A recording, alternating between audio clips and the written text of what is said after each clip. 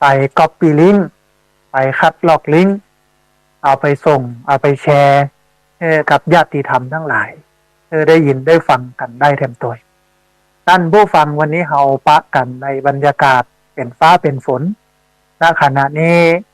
ที่อำเภอแม่เมาะจังหวัดลำปางฟ้าฝนกับโปรยปลายลงมานะเปิงสมเปิงกับช่วงเข้าพรรษาแต่ว่าลงมาบ่เยอะนะไปปอกไปปล่อยหมอกจุ่มหมอกเย็นตอนเช้านี่กำลังปล่อยลงมาอันหนึ่งที่ควรจะป้องกันก็คือเรื่องของยุงลายนะซึ่งวันนี้หลายพื้นที่เนาะไข้เลือดออกไข้โรคชิกุนคุนย่าก็แพร่ระบาดอยู่ตั้งหันนะเพราะนั้นท่านผู้ฟังจะต้องความกะโลกะลาปิดฝาหม้อเฮือดีเอาทรายเอาเบดไปใส่กันมาเฮือยุงไปไข่เกิดออกมาเป็นยุงเป็นแมงลุกดิกมาคบเฮาแห่นนะอันนี้อันหนึ่งตอนนี้พี่น้องอสม.ก็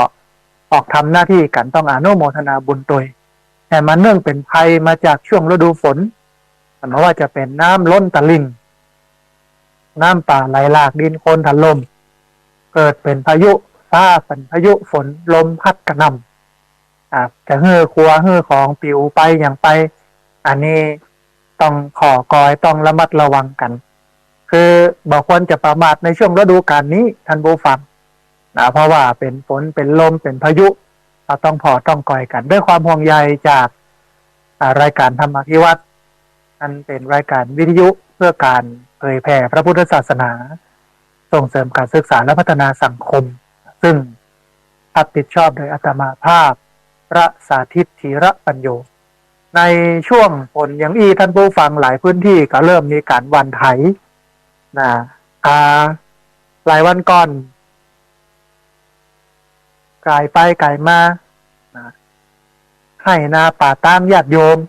อำเภอไหนก็จำมาได้นะแวะกันพัฒหารเพนที่ศพปราบท่านผู้ฟังอำเภอศพปราบจังหวัดลำปางฉันพัฒหารเพนมันอยู่ติดต้งร้านอยู่ติดกับต้งแล้วก็ออกไปพอไปกอยที่ต้งท่านเพราะอันนี้เป็นข้าวหวานดูนี่นะมาได้เป็นอันข้าวที่เปิ้นปักดำเป็นข้าวหวานเอาโยมอยู่ข้างๆก็บอกว่าหวานครับเพราะว่าปักดำมันลงทุนสูงหวานเนี่ยก็เอารถเข้าเกี่ยวเข้าเก็บเลยไม่จำเป็นต้องไปจ้างคนมาปักมาดำแล้วเพราะว่ากระจ้างคนเนี้ยมันก่อแปลงนะแล้วก็ค่าใช้จ่ายอื่นๆโดยนะประเดี๋ยวนี้เปิ้นใจหวานกันหมดนะครับถ้าใจรถเกี่ยวนี่นะก็ได้รู้ว่าวิวัฒนาการของคนเนี่ยจากตะกอนเกยหวานเกยดำก็กลายเป็นว่าเดี๋ยวนี้มาได้ปักดำละหวานเอานะฮะแต่บอกว่าผลผลิตมันจะได้นักได้น้อยกว่ากันอย่างใดระหว่างปักดำกับการหวานนะฮะเดี๋ยวท่านผู้ฟังอาจจะโทรเข้ามาในรายการช่วงท้ายๆมันเล่าให้ฟังว่าคนที่เคยลองทำแล้วเนี่ยระหว่างสองอันนี้มันประหยัดอย่างใดมันมีต้นทุนอย่างใดมันได้ผลผลิตอย่างใดนะฮะทีนี้ท่านผู้ฟังวันนี้เป็นวันสำคัญทางด้านพระพุทธศาสนาอย่างยิ่งวันหนึ่งก็คือวันอาสาฬหบูชาซึ่งวันนี้จะทอดรหัสจะพาท่านผู้ฟังไปทอดรหัสวันอาสาฬหบูชาการถวายเทียนเข้าพรรษาการถวายผ้าอาบน้ำฝนตลอดจนถึงการเข้าพรรษา3 เดือนแกะ3-4อย่างนี้ก็น่าจะพอกับเวลาที่ที่เอ่ยกันอยู่ในขณะนี้ในวันนี้นะประมาณสัก3-4อย่างนี้นะฮะแต่ก่อนที่จะไปถอดรหัสเรื่องของวันอาสาฬหบูชาวันเข้าพรรษาการถวายผ้าอาบน้ำฝนการถวายเทียนเข้าพรรษาเนี่ยต้องเอาบุญมาให้ท่านผู้ฟังได้ร่วมอนุโมทนาบุญกันก่อนโดยเฉพาะบุญจัดซื้อที่ดินถวายไว้ในพระพุทธศาสนาณที่พักสงฆ์สถาบันธรรมาภิวัตรบ้านศพเตินตำบลศพปาดอำเภอแม่เมาะจังหวัดลำปางเพราะว่าตอนนี้เนี่ยเหลืออยู่ประมาณสัก150,000 150,000ขออภัย ราะนั้นที่ผ่านมาท่านผู้ฟังก็ห่วมกันมาจ่ายเพิ่นไปแล้ว300,000เหลือ200,000เหลือ150,000เรียนเชิญเจริญพรท่านผู้ฟังมาห่วมหอมห่วมให้กันก็ยังที่เฮาได้ทราบได้หูเนาะว่าพี่น้องหอมกันคนเล็กคนน้อยอาจจะมีรายชื่อยาวน้อยหนึ่ง คนนั้น100คนนี้500คนนั้น1,000 2,000คนนี้10,000 20,000อย่างเงี้ยนะไปเรื่อยๆอย่างเงี้ยแต่ว่าอาตมาภาพจะยุดประชาสัมพันธ์นี้ก็ต่อเมื่อได้ครบแล้วถ้าได้ครบจำนวน15,000ก็จะยุติการประกาศรายชื่อผู้ร่วมทำบุญจัดซื้อที่ดินถวายไว้ในพระพุทธศาสนาหน้าที่พักสงฆ์สถาบันธรรมภิวัตรบ้านศพเตินตำบลศพฟาดอำเภอแม่เมาะจังหวัดลำปางที่ผ่านมานี่ก็มีท่านพระมหาสมชาติชาตะปัญโยแม่คำแต้มคมมีคุณแม่ขจรสารพีคุณโยมอุดมสารพีคุณโยมรัตนาพรสารพีคุณโยมนวรัตน์สารพีมีคุณป่ออินเอี่ยมคุณแม่ทัศนีเมงทองคุณแม่จันดีสุขเจริญคุณแม่พันนีรัตนตรัยคุณแม่อัมพาสุจริตคุณแม่มุกดาคุณป่อกำนันธัญพัฒน์ปาเขื่อนตะพ่อนานอนันต์ตันแก้วพระอภิเดชจันทมโนคุณแม่บัวลอยศรีวงศ์คุณแม่สังไวพุทธาแม่ทองเจือสุยาอินคุณโยมประภัสสรสุยาอินแม่น้อยกัดนัดคุณโยมสุขคุณโยมจินดาจายามีคุณแม่สุภาอุปนันท์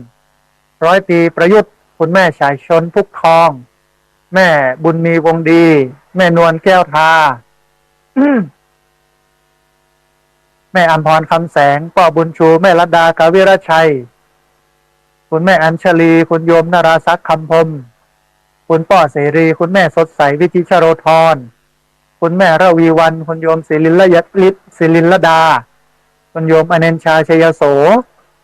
คุณตันหยงคุณโยมสมรรถนะณลำปางป่อชนายไทยรินคุณแม่ทองคำไทยรินป่อสีทองดีแม่นำทองดีคุณโยมนิพานทองโยมนิพาทองดีคุณโยมโอภาสพินโยคุณโยมกนิกาพินโยคุณโยมสาริกาพินโยคุณโยมแสงจันทร์ชัยทิพย์คุณโยมพงศักดิ์ชัยทิพย์คุณแม่รัตดาอักการเรือนคุณแม่หวดจันทร์สุปุ๊บแม่แต้มอุปนันท์แม่มีชัยพินโยคุณชุลิตาเมากาวินคุณโยมกมลพรมุนจันทร์คุณแม่บัวสวนดอกคุณโยมประนอมเปี้ยสายคุณปฏิพานโจ้พี่ไม้คุณโยมผ่องพันธ์ปันตีคุณโยมกนกพิษชัยนาคุณโยมพันนิตราพรหมมินคุณโยมสุทัศน์ดีมูลคุณโยมคำสีที่เขื่อนพระชวลิตทิตะสัทโธคุณโยมมลิวันนาควิโรธคุณโยมจรัสศรีพันธ์ศรีนวลพระอาจารย์วิสิทธิทิตะวิสิทธโธพระครูโสพลปริยัติคุณโยมรัตดาวันปันเตพันเอกชัชวานบุญกรอบคุณโยมรัตนาบุญกรอบเรืออากาศโทสัญญาอาจารย์กนิกาวรรณปทุมคุณโยมกัลยาว่ำทิพย์คงคาคุณโยมคำสุขโยธินคุณโยมกอบแก้วณธรรมคุณโยมสมศรีชิมรสคุณโยมกมลชนกโยธินคุณโยมพระนิดากวนคำคุณแม่สุชาดาเทพจันตาคุณโยมมิถิราโยธินคุณแม่อรุณใจแก้วแดงคุณแม่แปนแก้วพะเยาคุณโยมประนอมปุ๋ยวงคุณโยมสุนิสาที่จูพันโทอำนาจสูงทรัพย์คุณแม่สุวลีชูวัฒนขจรคุณแม่คำนวณกำลังแข็งคุณโยมนัทธินีธีรักคำคุณโยมลัคนาบุญมาเทพคุณแม่จันเรือนใสคุณมาลัยแก้วปัญญาฟูคุณแม่ประมวลกันกองคุณโยมมิลินเบนมาคุณโยมชินกรเทพอุตคุณโยมสำรองนนไทยคุณโยมพนมจอมอินตาคุณโยมรัตดาวันปันเตคุณโยมบุญมีจินนาคุณโยมบุญยืนชัยวังเย็นคุณโยมวินัยจินนาคุณโยมกิตยาจินาคุณโยมบัวผิวบุญเรืองคุณโยมกรกมลเขยกลางคุณแม่ศรีไลคติยราชคุณแม่ไพพันธ์อินทธาคุณโยมแสงล่าทองใหญ่คุณโยมกัญจนาประจินคุณโยมแสงเรือนจริยสกุลธรรมคุณโยมนนัชชาพัฒลาจันทึกคุณโยมบุญศรีทรงศรีสกุลแม่นวลยอดคำปันแม่วิไลธนุกรรมคุณโยมสราวุฒิเท้าชัยคุณโยมสมวุฒิไกรวิชัย คุณโยมปริศขันธชมพูคุณโยมพันทิพย์ผมรีคุณโยมเกิดศักดิ์ค้านคีรีคุณโยมจิตตะพวันเป็นน้อยคุณโยมประพันธ์บัวเกศคัตธาคุณแม่ปวารีอินสุวรรณรองศาสตราจารย์ดรวราพรตันรัตนกุลคุณโยมจำเนียนวรรณรักษ์แม่ดวงมาลัยปัญโยแม่พัดกองศรีคุณแม่ศรีมอนใจหาวังคุณป้ออินทาสุคำคุณแม่สุคำแก้วฟูคุณโยมชุติมาพงพังคุณโยมศรีนวลพงพิพัฒนจิตพระครูชลทานพิทักษ์คุณแม่ฤทธิ์ศิรภาคุณโยมอัมพลสายเพ็งคุณโยมสุภรัตน์ตุ้ยใจคุณแม่จันทองตุ้ยสมุทรคุณโยมอัญชลีสุใจคำว่าที่ร้อยตีนาวินเชื้อน้อยคุณโยมธีรพรรัตนธีรวิเชียนคุณโยมชาญวิทย์คุณโยมกิติยาศรีมาศ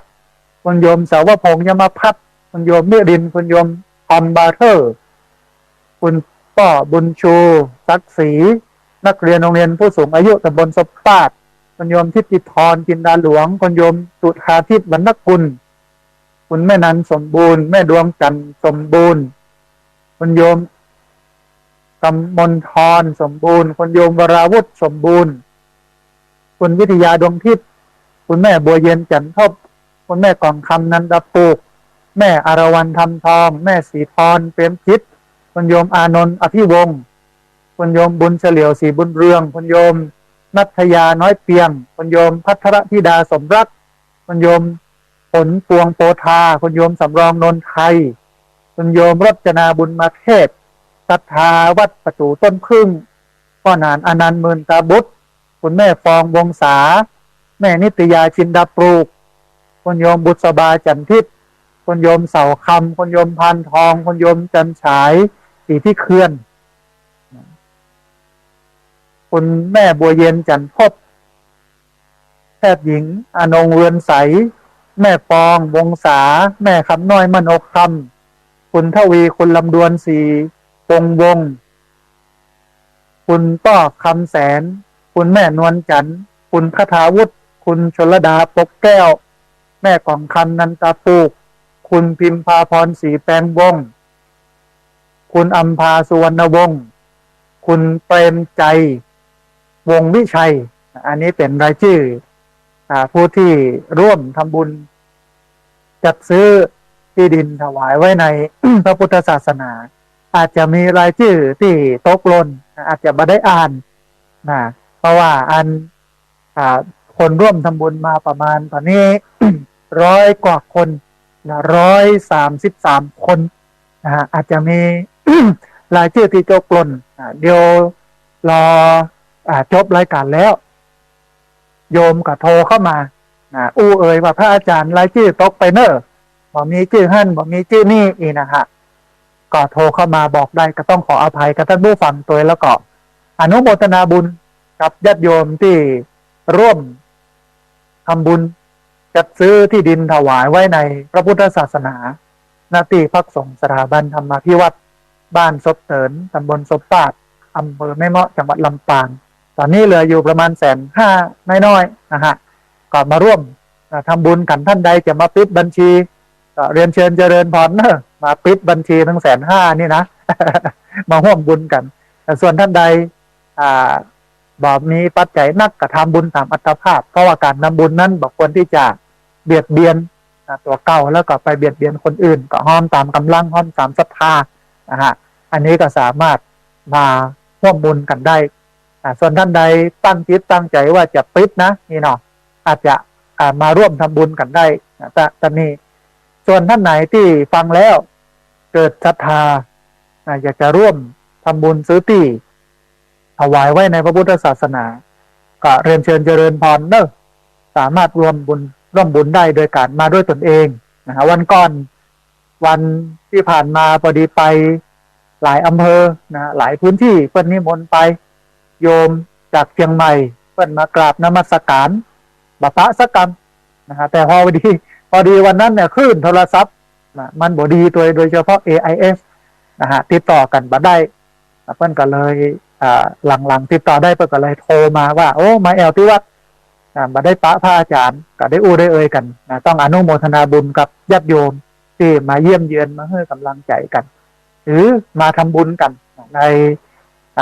วาระโอกาสต่างๆส่วนท่านใดที่อยากจะทำบุญแต่ไม่ได้มาติดภารกิจติดธุรกิจนะฮะก็สามารถร่วมทำบุญกันได้ที่ธนาคารกรุงไทยสาขาประตูชัยชื่อบัญชีที่พักสงฆ์สถาบันธรรมาภิวัตรหมายเลขบัญชี5360755-318ธนาคารกรุงไทยสาขาประตูใจชื่อบัญชีที่พักสงฆ์สถาบันธรรมาภิวัตรหมายเลขบัญชี5360755-318สามารถมาร่วมทำบุญกันได้จะมาด้วยตนเองหรือว่าจะทำบุญผ่านบัญชีธนาคารก็ได้มาร่วมกันปิดในส่วนของที่ดินนะฮะประมาณ13 ไร่ตั้งหลังซื้อไว้นะตะกอนเนี่ยเล่าให้ท่านผู้ฟังสักหน่อยโยมเป็นมาปลูกข้าวโพดเลี้ยงสัตว์ซึ่งการปลูกข้าวโพดเลี้ยงสัตว์เนี่ยมันทำลายสิ่งแวดล้อมเพราะว่ามันใจตึงยาฆ่าหญ้าใจตึงยาฆ่าแมลงแต่พอแห้งเสร็จแล้ว เก็บหมดแล้วอย่างแล้วนี่นะฮะดินก็เสียนะซึ่งมันก็สุ่มเสี่ยงต่อไฟจะไหม้ก็ซึ่งก็ไหม้เกือบทุกปีเข้ามาลามปีแรกๆปีใหม่ๆที่มาอยู่ปี515556เนี่ยโอ้ดับกันวุ่นวายนะฮะบางเตื้อดับไฟมันแจ้งอยู่เนาะไฟที่มันลุกดับเข้าไปแล้วก็ไม่ได้เอาไฟฉายไม่ได้เอาอย่างไปตัวสุดท้ายไฟดับหมดก็มืดออกมาไม่ได้ก็อยู่ท่านจนแจ้งถึงออกมาก็เลยกึดกอยทีหลังว่าจำเป็นอย่างยิ่งที่จะต้องซื้อนะถ้าบ้านเนี่ยมลภาวะมลพิษสารเคมีอะไรอย่างต่างๆดินก็จะเสียจะรุจะพังเขาอยู่นี่ก็อันตรายเขาก็เป็นภูมิแพ้นี่นะฮะก็ตัดสินใจซื้อเปิ้ลจะกระจายไปเบื้องต้นส่วนหนึ่งนะฮะที่ญาติโยมได้ร่วมทำบุญมาแล้วก็อาตมาภาพได้ไปเสาะหามาก็ซื้อไปส่วนหนึ่งก็เรืออยู่ตอนนี้อยู่ประมาณ250,000เรียนเชิญท่านผู้ฟังเนอะมาร่วมปิดบุญนี้ด้วยกันนะฮะท่านผู้ฟังย้อนมาวันนี้ซึ่งเป็นวันสำคัญทางด้านพระพุทธศาสนาก็คือวันอาสาฬหบูชาซึ่งวันนี้จะเล่าเรื่องเหล่านี้ให้ท่านผู้ฟังทั้งหลายได้ฟังเป็นอย่างเป็นอันนะคือเข้าใจทะลุปุโปร่งในมุมมองในมิติของอาตมาภาพนะฮะไม่ใช่มิติของใครนะมิติของอาตมาภาพที่ได้เรียนรู้มาที่ได้ศึกษามาที่ได้ทำความเข้าใจมาบอกกับท่านผู้ฟังก่อนว่าได้เรียนรู้มาพอสมควรทั้งในระบบก็คือการศึกษาตามปกติก็คือระดับปริญญาตรีแล้วก็ปริญญาโทนะเจาะลึกเฉพาะเรื่องพระพุทธศาสนาปริญญาตรีเนี่ยพุทธศาสตร์บัณฑิตเรียนเรื่องพุทธศาสนาโดยตรงปริญญาโทศิลปศาสตร์มหาบัณฑิตมหาลัยเชียงใหม่แต่ก็เจาะลึกเรื่องพุทธศาสนาโดยตรงเพิ่นวงเล็บไว้ท่านว่าพุทธศาสนศึกษาก็มีพอที่จะเข้าใจมีองค์ความรู้ด้านพระพุทธศาสนาพอสมควรนะฮะทีนี้เนี่ยถ้าจะเล่าถึงวันอาสาฬหบูชาเนี่ยต้องเท้าความไปในสมัยที่เจ้าชายสิทธัตถะเกิดเจ้าที่เฮาฮู้เฮาเข้าใจกันเนี่ยท่านผู้ฟังว่าเจ้าชายสิทธัตถะเป็นลูกของกษัตริย์บิดาพระราชบิดาเนี่ยพระราชมารดาเนี่ยเมื่อกำเนิดเกิดลูกมาแล้วเป็นธรรมเนียมของพราหมณ์ก็คือจะต้องมีการทำนายลัคนะกระเจิญพราหมณ์ขมังเวท8 นาย8 ท่านมาทำนายลักษณะพราหมณ์7 คนแรกทำนายเป็น2 ตางท่านผู้ฟังว่าละอ่อนคนนี้กุมารคนนี้เจ้าชายองค์น้อยเนี่ยถ้าบวชนะก็จะได้เป็นมหากษัตริย์ที่ยิ่งใหญ่ปกครองแผ่นดินกว้างใหญ่ไพศาลอันนี้อันแรกอันที่ 2ถ้าออกบวชก็จะเป็นศาสดาที่สำคัญคนหนึ่งของโลกเป็นผู้ค้นพบสัจธรรม แต่มันมีพราหมณ์คนหนึ่งท่านผู้ฟังตอนนั้นเป็นพราหมณ์หนุ่มด้วยชื่อว่าโกณทัญญพราหมณ์โกณทัญญพราหมณ์เนี่ยฟันธงชี้ประเด็นไปประเด็นเดียวก็คือว่าต้องออกบวชเพิ่นจะออกบวชแน่นอนออกบวชแล้วเพิ่นก็จะเป็นศาสดาคนสำคัญคนหนึ่งของโลกอันนี้คือการทำนายลักษณะในห่วงที่เจ้าชายสิทธัตถะเกิดหลังจากที่หูคำทำนายแล้วต่อก็กีดกันคือป้องกันบ่ให้ลูกไปบวชโดยการมอมเมาโดยการให้เพลิดเพลินอย่างที่มันแบบเป็นที่เจริญหูเจริญตาที่จะนำไปสู่การออกบวชจะบ่ให้มีในวังนั้นเจ้าชายสิทธัตถะก็อยู่ไปนะในวังท่านก็มี3ฤดูลูกท่านผู้ฟังมีปราสาท3หลังหน้าฮ้อนอยู่ปราสาทหลังนี้หน้าหนาวก็ย้ายมาหลังเพ หน้าฝนก็ย้ายไปหลังปุ้นแล้วก็มีคนรับใช้มี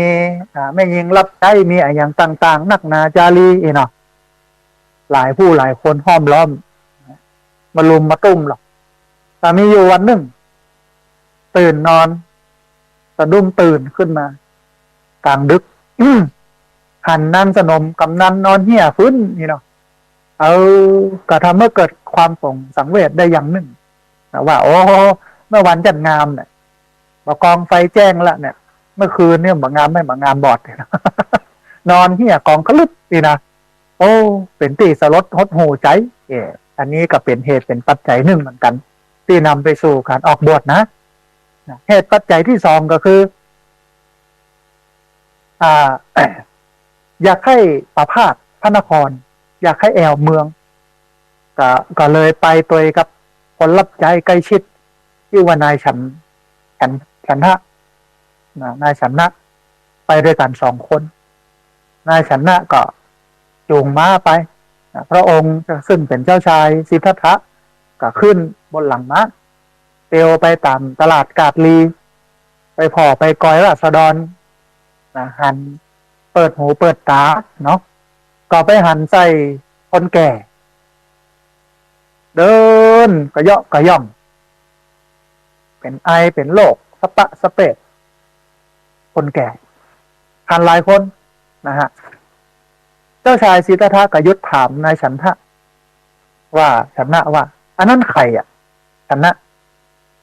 ะก็บอกว่าอันนั้นคนแก่พระพุทธเจ้าค่ะคนแก่โอ้แล้วเขาก็จะเป็นอย่างนั้นก่อนเขาจะเป็นอย่างนั้นก่อนฉันทะก็บอกว่าโอ้เป็นอย่างนั้นแน่นอนพระเจ้าค่ะจะได้พระองค์ก็ดึงเป็นอย่างนั้นคือหันจะเป็นคนแก่โอ้น่ากลัวแต่นี่เนาะ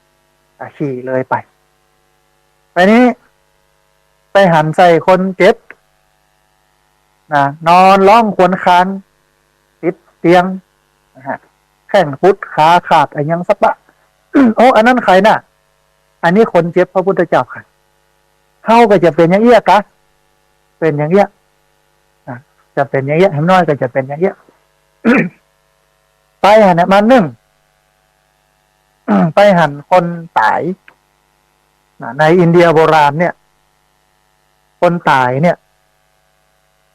เปิ้ลจะเผาศพข้างแม่น้ำคงคาซึ่งเป็นน้ำศักดิ์สิทธิ์ของเปิ้ล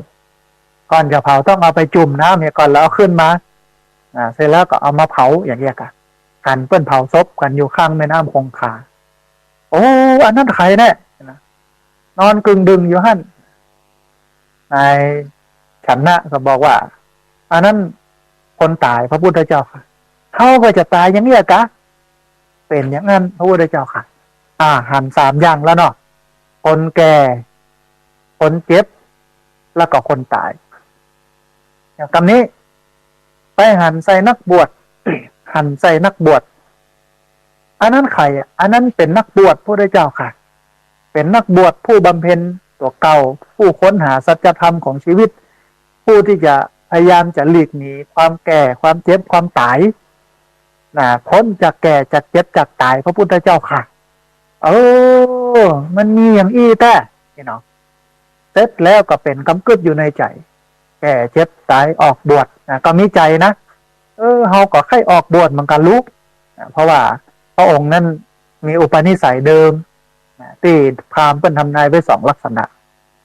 ประกองกลับไปถึงพระราชวัง พระนางสิริมหาพระนางพิมพายโสธราก็ซึ่งเป็นภรรยาก็ฮื้อกำเนิดเกิดลูกพระโอรสมาองค์หนึ่งเพราะเมื่อพระองค์มีลูกเนี่ยพระองค์จึงกึดได้ท่านผู้ฟังว่าอ๋อที่แต่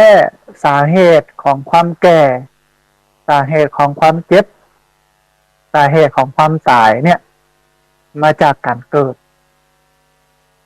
กระทำเมื่อแก่เมื่อเจ็บเมื่อตายถ้าเฮาบ่เกิดเฮาก็บ่แก่บ่เจ็บบ่ตายแล้วเราต้องไปออกบวชต้องเป็นนักบวชไปบำเพ็ญเพียรนี่นะเลยตั้งชื่อลูก ที่เกิดมาในวันนั้นว่าลาหุนแปลว่าบ่วง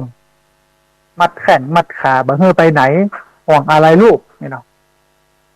แล้วก็เป็นกำกึดของเจ้าชายสิทธัตถะท่านผู้ฟังนั่งกึดนอนกึดอยู่บ่เป็นสุขเพราะว่าใจให้บวชใจหนึ่งนะแค่นี้ออกบวชใจหนึ่งก็ห่วงลูกแต่ด้วยความที่เพิ่นพร้อมเรื่องสถานะเรื่องการเงินอันนี้บ่มีปัญหาแต่ว่ามันจะมีปัญหาเรื่องหนึ่งก็คือการให้ความอบอุ่นความสมบูรณ์ของครอบครัวที่พ่อจ้องจากไปซึ่งหลายคนหลายท่านก็ตีความไปว่าพระพุทธเจ้านี้เป็นคนที่หันแก่ตัวนี่นะหลายมิติหลายคนหลายมุมมองอันนี้ก็บอกว่ากันเพราะว่าแต่ละคนก็ต่างวิพากษ์วิจารณ์ได้นะทีนี้พระองค์ก็เลยหนีออกมาบวชมากับนายฉันนะในตำรับตำราก็เขียนไว้อยู่สองลักษณะอันหนึ่งก็คือออกบวชเมื่อวันเลยมาเมื่อวันเลยอันหนึ่งก็หนีมาเมื่อคืนนี่นะมากับนายฉันนะฮะมาที่ข้างแม่น้ำเนรัญชลามาโกนผมเอาชุดนักบวชชุดตุเจ้าเนี่ยผ้าเหลืองเนี่ยมาใส่หลังจากนั้นก็ปงของปงครัวกับนายฉันนะหมดเลยทรัพย์สินเงินทองอะไรอย่างแก้วแหวนดาบเดิบอะไรอย่างนายฉันนะแล้วก็กลับไปบอก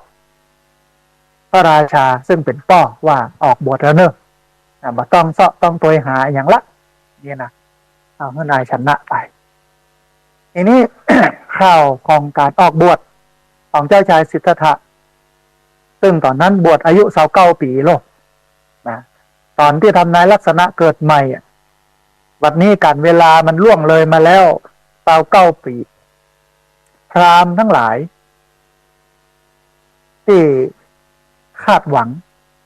ว่าเจ้าชายจะบวชแล้วก็อยากจะไปอยู่ใกล้ชิดเพื่อศึกษา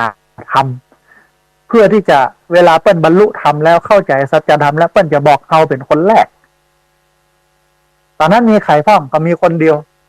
คือโกณฑัญญพราหมณ์ในช่วงที่เกิดใหม่เนี่ยโกณฑัญญพราหมณ์เป็นพราหมณ์หนุ่มที่สุดแต่บอกกองเวลาผ่านล่วงเลยมา29 ปีแล้วตอนนี้แก่ละอายุหนักแล้วได้หูข่าวว่าเจ้าชายสิทธัตถะออกบวชดีใจขนาดอันผู้ฟังแต่ไปเสาะพอพราหมณ์7 คนที่เหลือว่าจะจวนออกไปติดตามลำตัวไปอุปถากใกล้ชิดไปพอไปกอยเพื่อเปิ้นบรรลุธรรมปุ๊บเปิ้นจะบอกเขาเป็นคนแรกนี่นะไปจวนพราหมณ์ทั้ง7ปรากฏว่าตายไปหมดแล้ว เพราะเวลามันล่วงเลยไป27 ปีแล้วโลกแต่ว่าก็ได้ลูกได้หลานพราหมณ์เหล่านั้นมามีพราหมณ์อย่างพ้องมีพราหมณ์วัปปะมหานามะอัสสชิพัทธิยะได้พราหมณ์มา4 คนวัปปะพัทธิยะมหานามะอัสสชิได้4 คนรวมตัวเก่าคือโกณฑัญญะก็เป็น5ออกไปเสาะหาพระพุทธเจ้าหลังจากที่ออกบวชแล้วปั๊บก็ไปพอไปกอยในอินเดียโบราณว่ามีสำนักไหนที่เปิ้นสอนเรื่องของการฝึกตัวเก่าเรื่องของการหลุดพ้นจากกิเลสถึงนิพพานถึงโมกขสะความหลุดพ้นจากกิเลสเนาะต่อไปปะสำนักแรกก็คืออารารกะดาบทไปเฮียนกับอารารกะดาบท นั่งสมาธิฝึกฝนจิตใจสมถกรรมฐานเนี่ยนะฮะจนเข้าถึงหมดแล้วเข้าใจหมดแล้ว ปฏิบัติได้แล้วอาลาลกาดาบทเนี่ยก็หันแววว่าโอ้หมอนี่เก่งเฮ้ยหมอนี่เน็ตเฮ้ยอันมาเป็นหัวหน้าแตนบอมาดูแลสาวกที่มาหับมาเฮียนเนี่ยนะเจ้าชายสิทธัตถะก็บอกว่าอันเฮาปรารถนาความรุดพ้นจากกิเลสแต่พอแล้วว่านี่อาจจะเป็นเบื้องต้นแต่มันยังบ่ถึงที่สุดเตื้อของการรุดพ้นเฮาบ่หวังที่จะมาเป็นศาสดาบ่หวังที่จะมาเป็นครูบาอาจารย์บ่หวังที่จะมาเป็นเจ้าลัทธิเนาะก็กราบลาอาจารย์อาราระกะดาบทไปแห่งสำนักหนึ่งสำนักอุทธกะดาบทก็ไปเฮียนกับอุทธกะดาบทเฮียนจนทะลุปุโปร่งละเข้าใจแล้วอย่างแล้วเข้าถึงแล้วนะมันก็ยังบรรลุพ้นจากกิเลสเฮ้ยอย่างใดฮะแต่ว่าตอนนั้นเนี่ยทั้งอาราละกะดาบทและอุทธกะดาบทเนี่ยสอนสมถกรรมฐานคือสอนสมาธิแก่เจ้าชายสิทธัตถะเข้าถึงสมาธิขั้นสูงสุดสมาธิของคนเฮามันมี3ระดับโลกมีขั้นนิกะสมาธิเล็กๆน้อยๆอุปจารสมาธิที่จะใกล้จะตั้งมั่นแล้วก็อัปปนาสมาธิแปลว่าสมาธิที่ตั้งมั่นมี3ส่วนเจ้าชายสิทธัตถะเข้าถึงหมดเลยในส่วนของสมถกรรมฐานได้อภิญญาสมาบัติอย่างต่างๆจากการฝึกสมาธิทั้งหมดนะฮะทีนี้ก็มองหันถึงคุณค่าของมันว่ามันยังบรรลุพ้นจากกิเลสเตื้อก็เลยขอลาอาจารย์ก็บอกว่าโอ้มาอยู่เป็นเจ้าสำนักแตนบอมาฮักรุ่นต่อไปเตอะมาสอนคนต่อไปเจ้าชายสิทธัตถะก็ปฏิเสธเพราะว่าเปิ้นแสวงหาความรุดพ้นจากกิเลสบ่ได้มาเป็นเจ้าลัทธิบ่ได้มาเป็นศาสดาก็ลาออกไปเมื่อลาออกไปปั๊บเนี่ยพระองค์ก็สรุปความเข้าใจของคนในยุคนั้นถึงวิธีการในการยันยะให้ตัวเก่ารุดพ้นจากกิเลสหันไปประพฤติหันไปบำเพ็ญทุกขกิริยาบำเพ็ญทุกขกิริยาคือการทรมานตนให้ลำบากเพราะคนโบราณเพิ่นเชื่อว่ากิเลสเนี่ยมันตัวเก่าเนี่ยมันทำให้เกิดกิเลสกิเลสมันเกิดจากตัวเก่านี้เกิดจากจิตจากใจนี้ถ้าทรมานตัวเองเนี่ยกิเลสมันก็จะถูกทรมานไปตัวอีหรอก็น้องว่าบำเพ็ญตบะนี่นะในยุคนั้นสมัยนั้นความเชื่อเป็นอย่างนี้ก็เลยทดลองบำเพ็ญทุกขกิริยาบากินข้าวบากินน้ำยืนอยู่ก็ยืนอยู่อย่างนั้นนะยกขาข้างหนึ่ง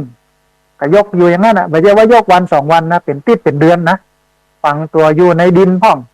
เอาลิ้นกดเพดานตัวเก่าพ่องคบฟันบ่าอ้าปากพ่องแงนมองดูดวงอาทิตย์พ่องอย่างเงี้ย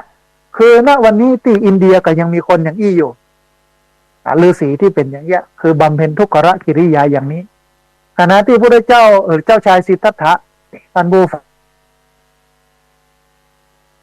กำลังบำเพ็ญทุกขกิริยาอยู่ปัญจวัคคีย์ทั้ง5ก็มาประสมจมนมมาปะพอดี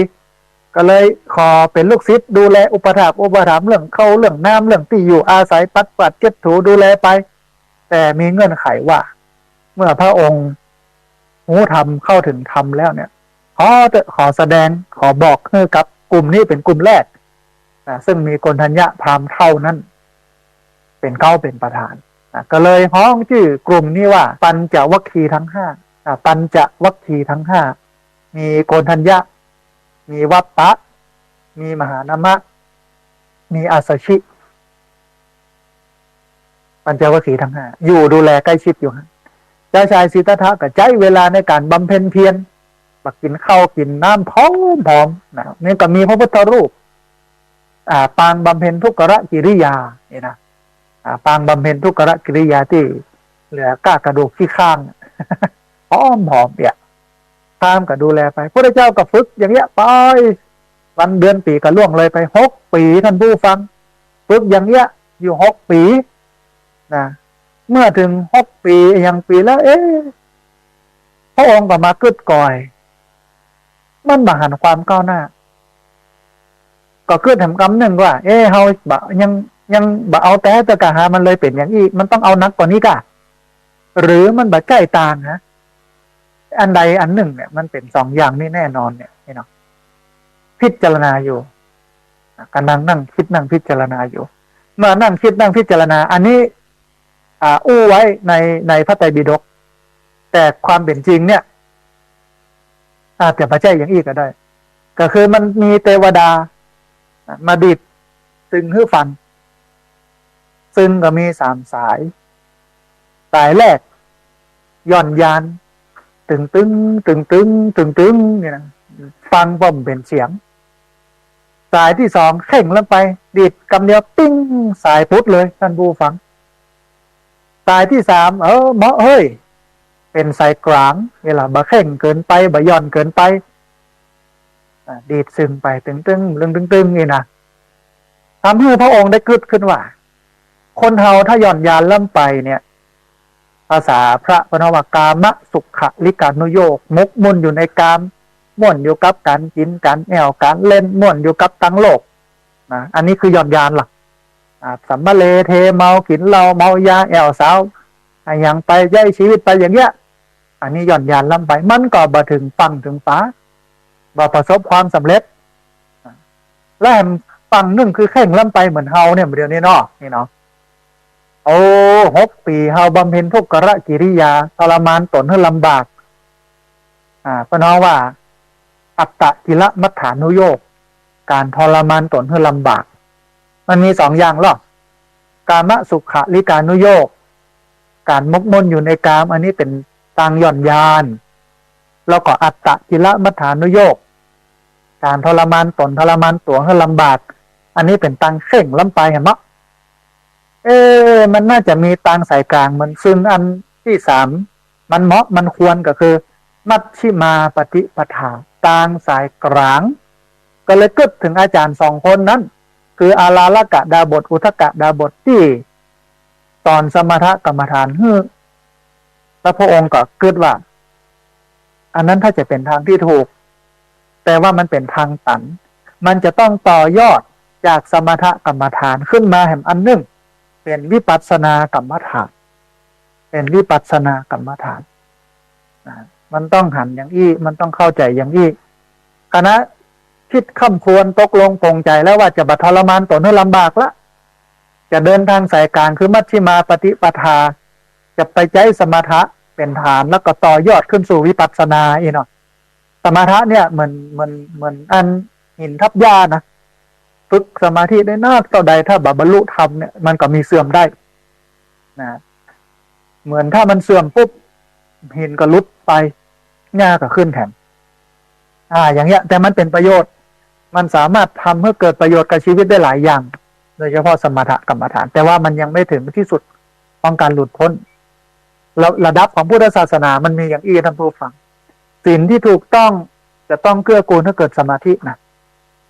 สมาธิที่ถูกต้องเกื้อกูลให้เกิดปัญญาที่ถูกต้องเกื้อกูลให้เกิดวิมุตติคือความหลุดพ้นจากกิเลสระบบมันเป็นอย่างนี้โลกทีนี้เจ้าชายสิทธัตถะพิจารณาแล้วก็ตกลงปรงใจว่าเอาละเขาจะเลิกบำเพ็ญทุกขกิริยาเขาจะต่อยอด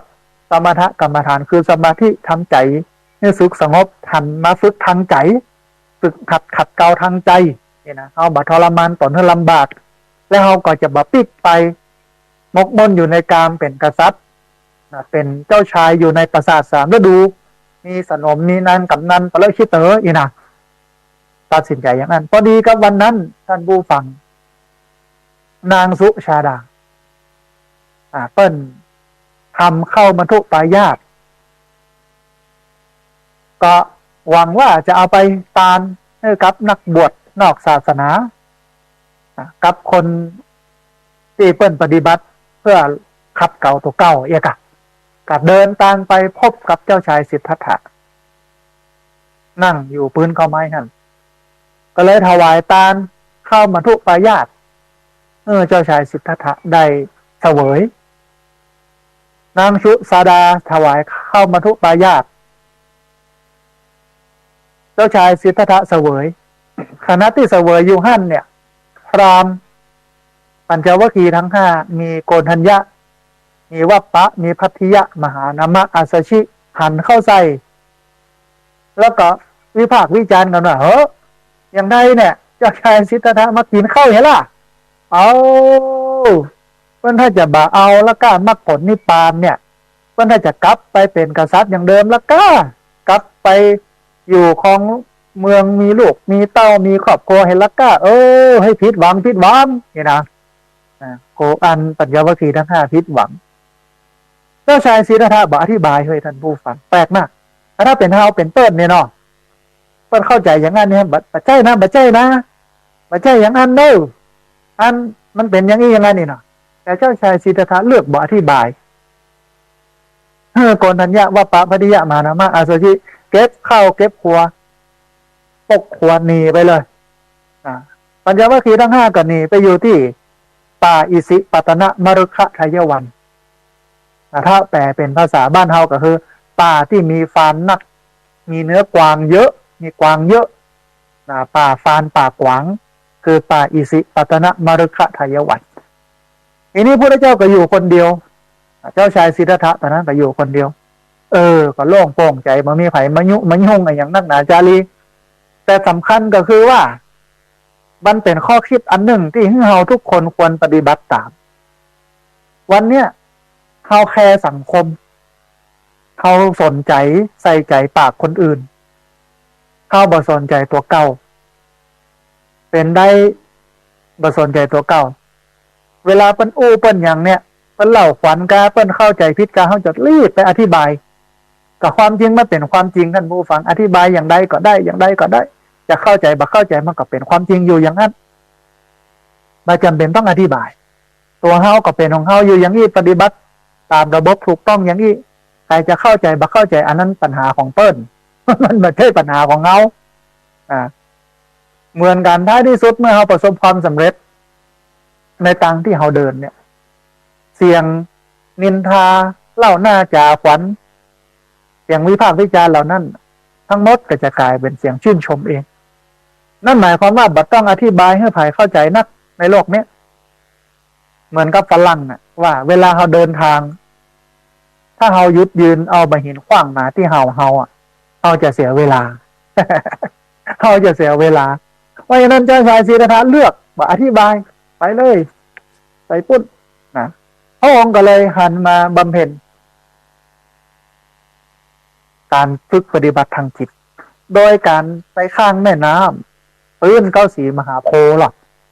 ตอนนั้นมีโสธิยพราหมณ์กำลังเกี่ยวหญ้าจะเอาไปหึ่งงัวกายมาลากล้อมาล่องหันเจ้าชายสิทธัตถะกำลังปัดกวาดปื้นเก้าสีมหาโพธิ์ไปถามว่าเนี่ยอย่างอยู่นี่นะเจ้าชายสิทธัตถะก็บอกว่าข้าจะบำเพ็ญเพียรจะนั่งสมาธิภาวนานี่เนาะโสธิยพราหมณ์ก็เลยเกิดศรัทธาก็เลยเอาหญ้าคา8 กำมือเอาฮื้อเจ้าชายสิทธัตถะซึ่งเป็นนักบวชเอามาปูปื้นเอามาเป็นที่ห้องนั่งเจ้าชายสิทธัตถะเมื่อปูเรียบร้อยแล้วปุ๊บก็ลงนั่งแล้วก็โสธิยพราหมณ์ก็จากไปรับศีลรับพรก็จากไปเมื่อลงนั่งบนหญ้าคา8 กำมือของโสธิยพราหมณ์ใต้ต้นสีมหาโพธิ์แล้วพระองค์ก็ตั้งจิตอธิษฐานเนี่ยบัดได้แปลว่าการอ้อนวอนขอแต่คือการตั้งมั่นคือตั้งใจให้มันมั่นคงอันนี้คืออธิษฐานบัดเจว่าอ้อนวอนขอนะฮะตั้งใจมั่นว่าข้าพเจ้าจะบรรลุจากที่นี่ถึงแม้ว่าเลือดจะเหือดจะหายไปก็ดีจะตายไปก็ดีอย่างไรก็ตามจะบรรลุจะบดิ้นจนกว่าจะบรรลุธรรมจนกว่าจะเข้าใจธรรมจนกว่าจะหูธรรมะถึงจะลุกขึ้นได้ตายก็ยอมนี่เนาะหมายความว่าเอาชีวิตเอาเลือดเนื้อเขาแลกกับการได้เห็นธรรมกับการได้เข้าใจธรรมเขานี่ท่านผู้ฟังนั่งกำหนึ่งเนี่ยปวดแข้งปวดขาก็ขยับแล้ว นะยุงครบกับดิ้นแล้วอ่ะเจ้าชายสิทธัตถะนี่ถึงขั้นเอาชีวิตเขาแลกเลยนะไม่ใช่ธรรมดานะท่านผู้ฟังมรรคผลนิพพานเนี่ยมันเป็นเรื่องที่ยิ่งใหญ่อ่ะ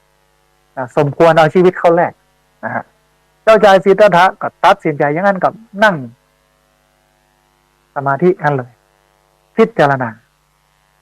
เมื่อนั่งไปนั่งมาปุ๊บก็เกิดการหู้เข้าใจไอ้อย่างต่างๆเช่นเจโตปริยญาณรู้ใจคนอื่นอนาคตังสยานหู้อนาคตอดีตังสยานหู้อดีตนะไอ้อย่างที่มันเกิดขึ้นจากนักปฏิบัติคุณสมบัติที่เกิดขึ้นจากการฝึกคัดเก่าจิตใจตัวเก่าเนี่ยเอฟเฟกต์นะก็เกิดขึ้นหมดกับเจ้าชายสิทธัตถะมีจุตุปปัตตญาณหู้การเกิดการตายของสัตว์โดย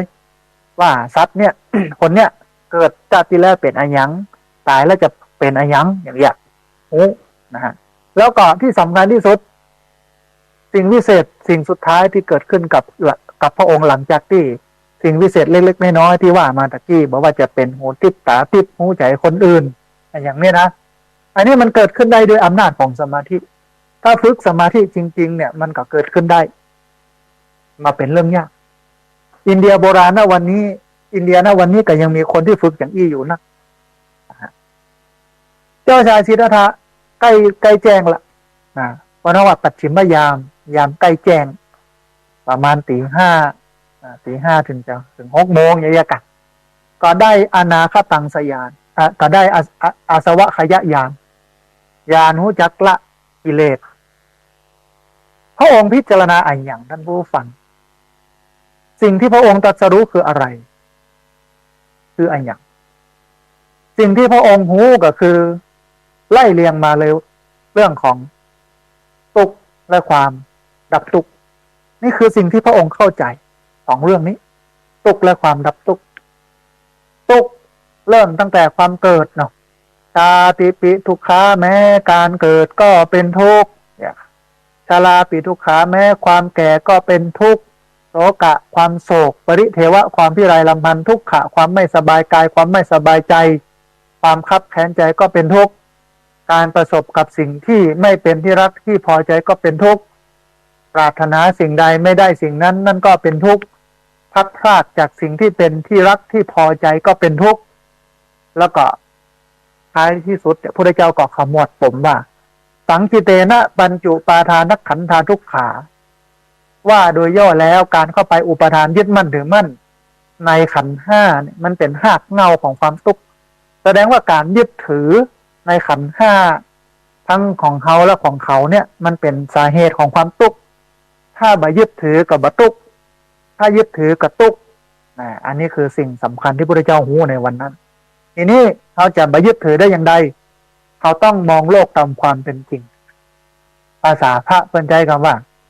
ยะถาภูตะญาณทัศนะมองเพื่อหันความเป็นจริงของโลกแต่เป็นวันที่เรามองโลก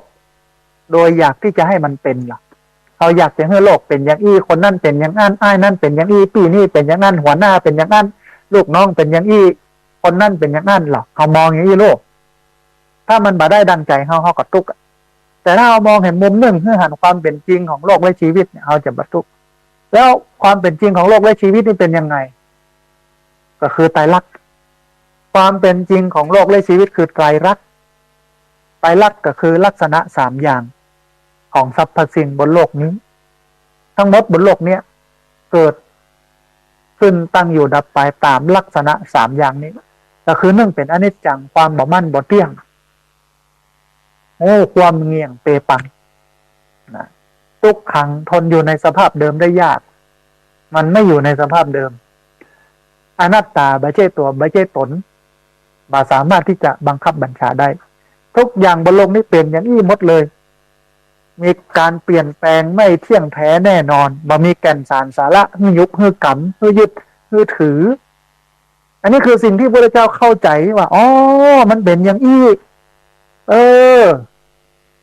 เมื่อเป็นอย่างนี้เมื่อเข้าใจอย่างนี้แล้วปุ๊บก็จะเกิดการปล่อยวางบ่ยึดถือพอหันถึงความบ่มีแก่นสารของสิ่งทั้งหลายหันสิ่งทั้งหลายว่าเป็นอนิจจังมันบ่มั่นบ่เที่ยงทุกขังทนอยู่ในสภาพเดิมได้ยาก อนัตตาบ่ใช่ตัวบ่ใช่ตนบ่สามารถที่จะบังคับบัญชาได้มันเป็นอย่างอี้ก็คลายการยึดการถือบ่ยึดบ่ถือเมื่อบ่ยึดถือก็หลุดพ้นจากกิเลสพระพุทธเจ้าสอนนะท่านผู้ฟังว่าเวลาเรามีของเนี่ยเราก็คิดว่าเหมือนกับบ่มีได้เหมือนบ่ได้ครอบครองเหมือนไม่ครอบครองไม่ประยุกต์สิ่งทั้งผองเป็นของฉันมีเหมือนไม่มีได้เหมือนไม่ได้ครอบครองเหมือนไม่ครอบครองไม่ประยุกต์สิ่งทั้งผองเป็นของฉันนี่คือสิ่งที่พระพุทธเจ้าเข้าใจสรุป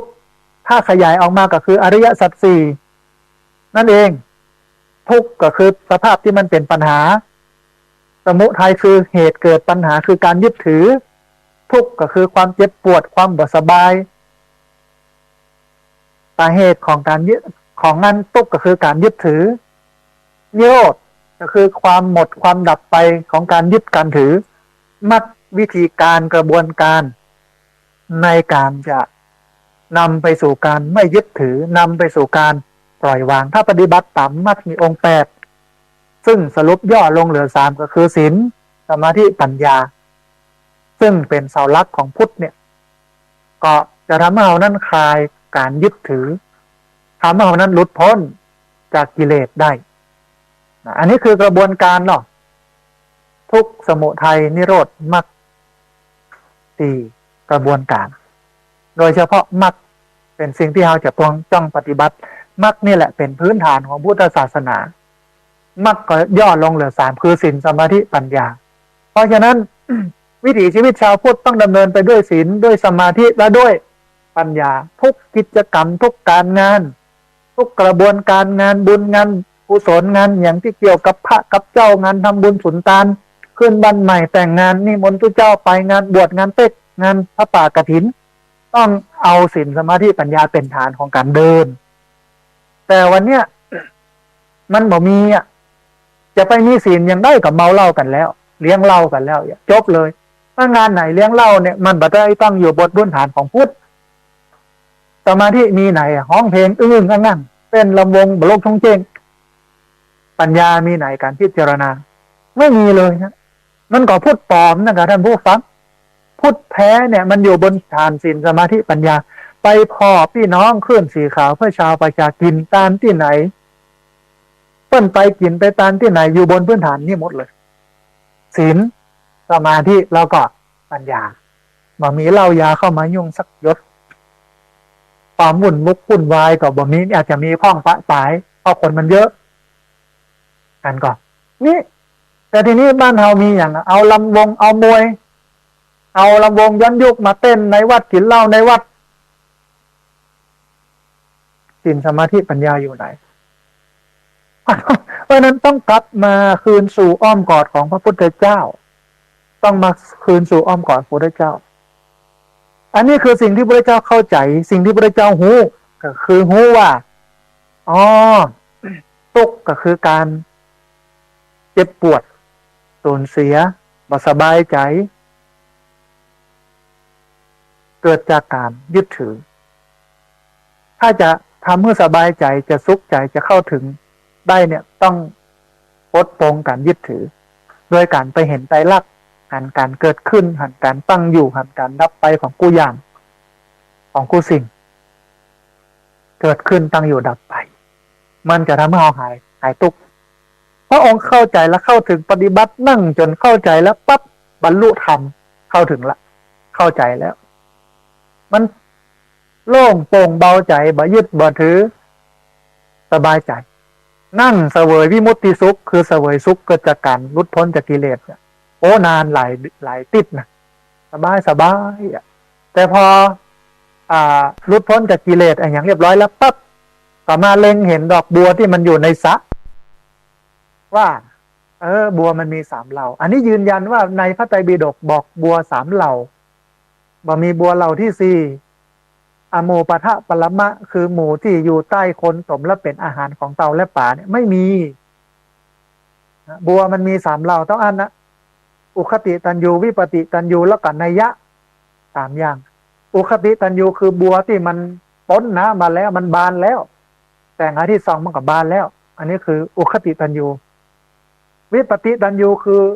บัวที่อยู่ติ่มน้ำรอบานนะ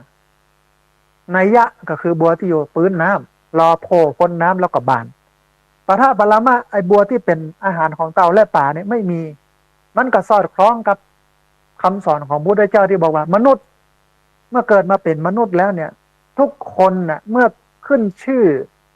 ว่าเป็นมนุษย์แล้วมีศักยภาพในการพัฒนาตัวเองทั้งสิ้นมันอยู่ที่ว่าใครจะไปไขกุญแจเปิ้ลใครจะไปสตาร์ทเปิ้ลให้ติดต้องอันแต่อย่าสอนเปิ้ลต้องอันบริบทจะเหมาะสมแค่ไหนอย่างใดต้องอันไม่มีใครที่ไม่รู้เมื่อเกิดเป็นมนุษย์มีคุณสมบัติพิเศษต่างจากสัตว์เดรัจฉานนะอันเนี้ยพระเจ้าเข้าใจหูละอ๋อมันก็มีคนหลายจำพวกดูนี่บางคนสอนนักบางคนฝึกนักบางคนฝึกน้อยบางคนต้องว่าต้องย่อยบางคนบอกคำเดียวหูเลยในสิ่งที่เขาเข้าใจเนี่ยคนอื่นก็สามารถเข้าใจได้ก็เลยตัดสินใจไปสอนจะไปสอนละกึดกอยพ่อกอยครูบาอาจารย์สองคนแรกก่อนก็คืออารารกะดาบทและอุทกะดาบทที่ไปเรียนสมถกรรมฐานกับสองคนนี้พิจารณาสืบข่าวกับป้าว่าโอ้ตายไปแล้วสองคนนี้ตายไปเห็นแล้วเสียดายไม่ได้สอนสักคำเนี่ยพิจารณาไปพิจารณามาโอ้ปัญจวัคคีย์ทั้งห้าที่หนีไปอยู่ป่าอิสิปตนะมฤคทายวัน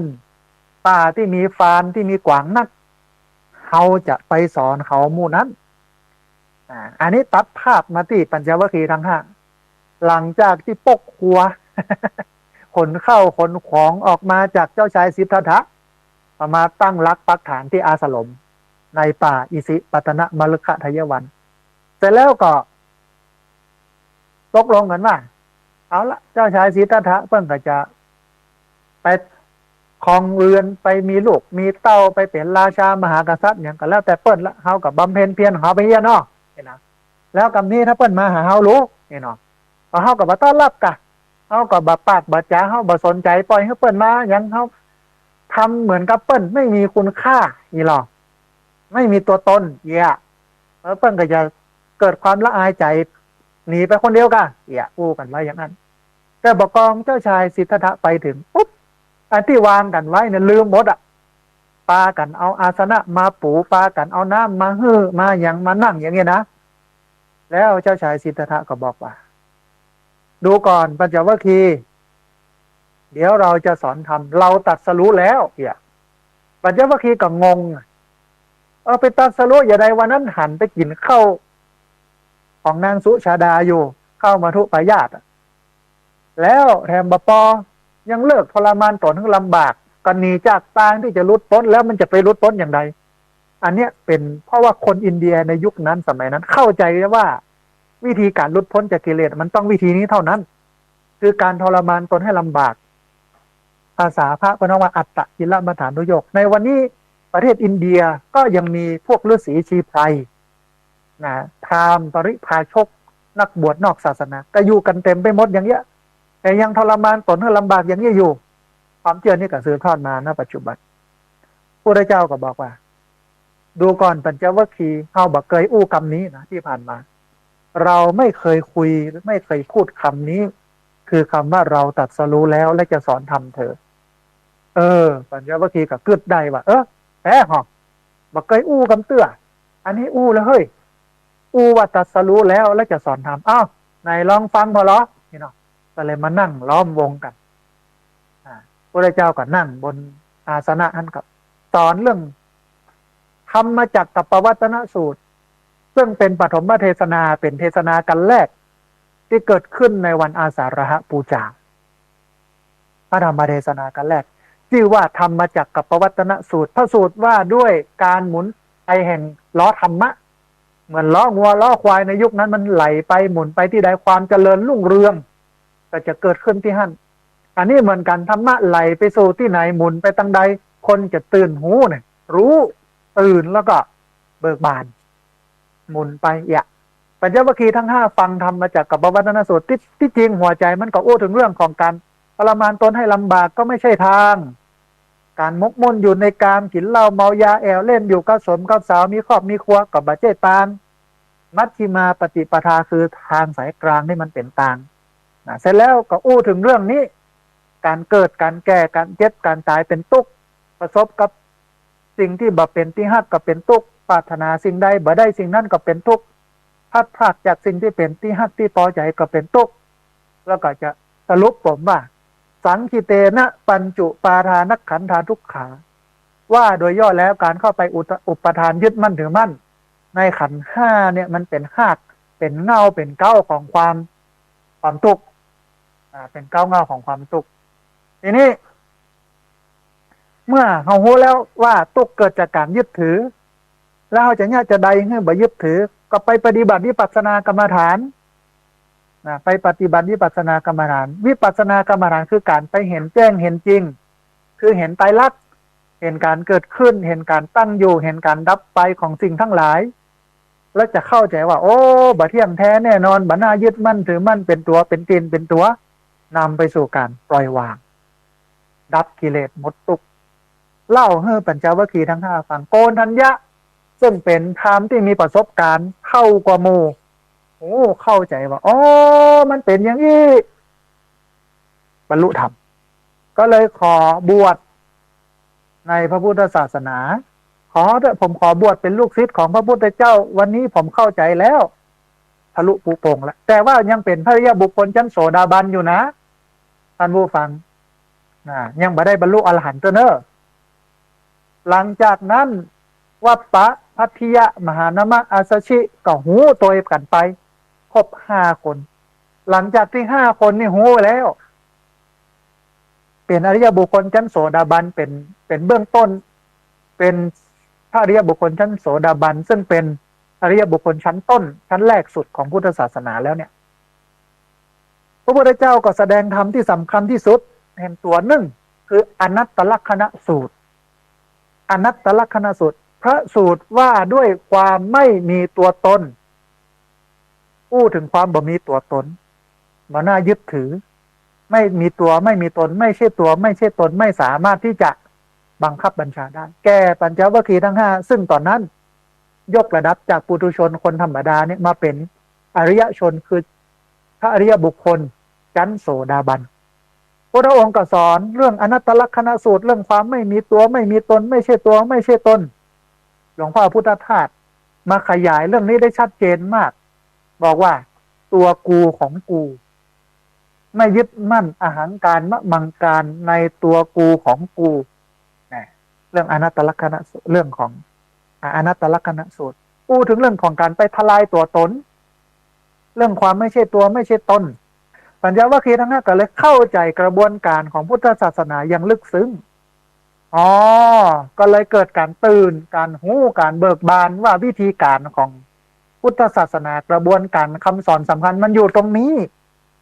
อันอื่นเป็นเพียงปีกย่อยเท่าอันไม่ใช่สาระแล้วบางครั้งบางทีวันเนี้ยคนไทยเขาเนี้ย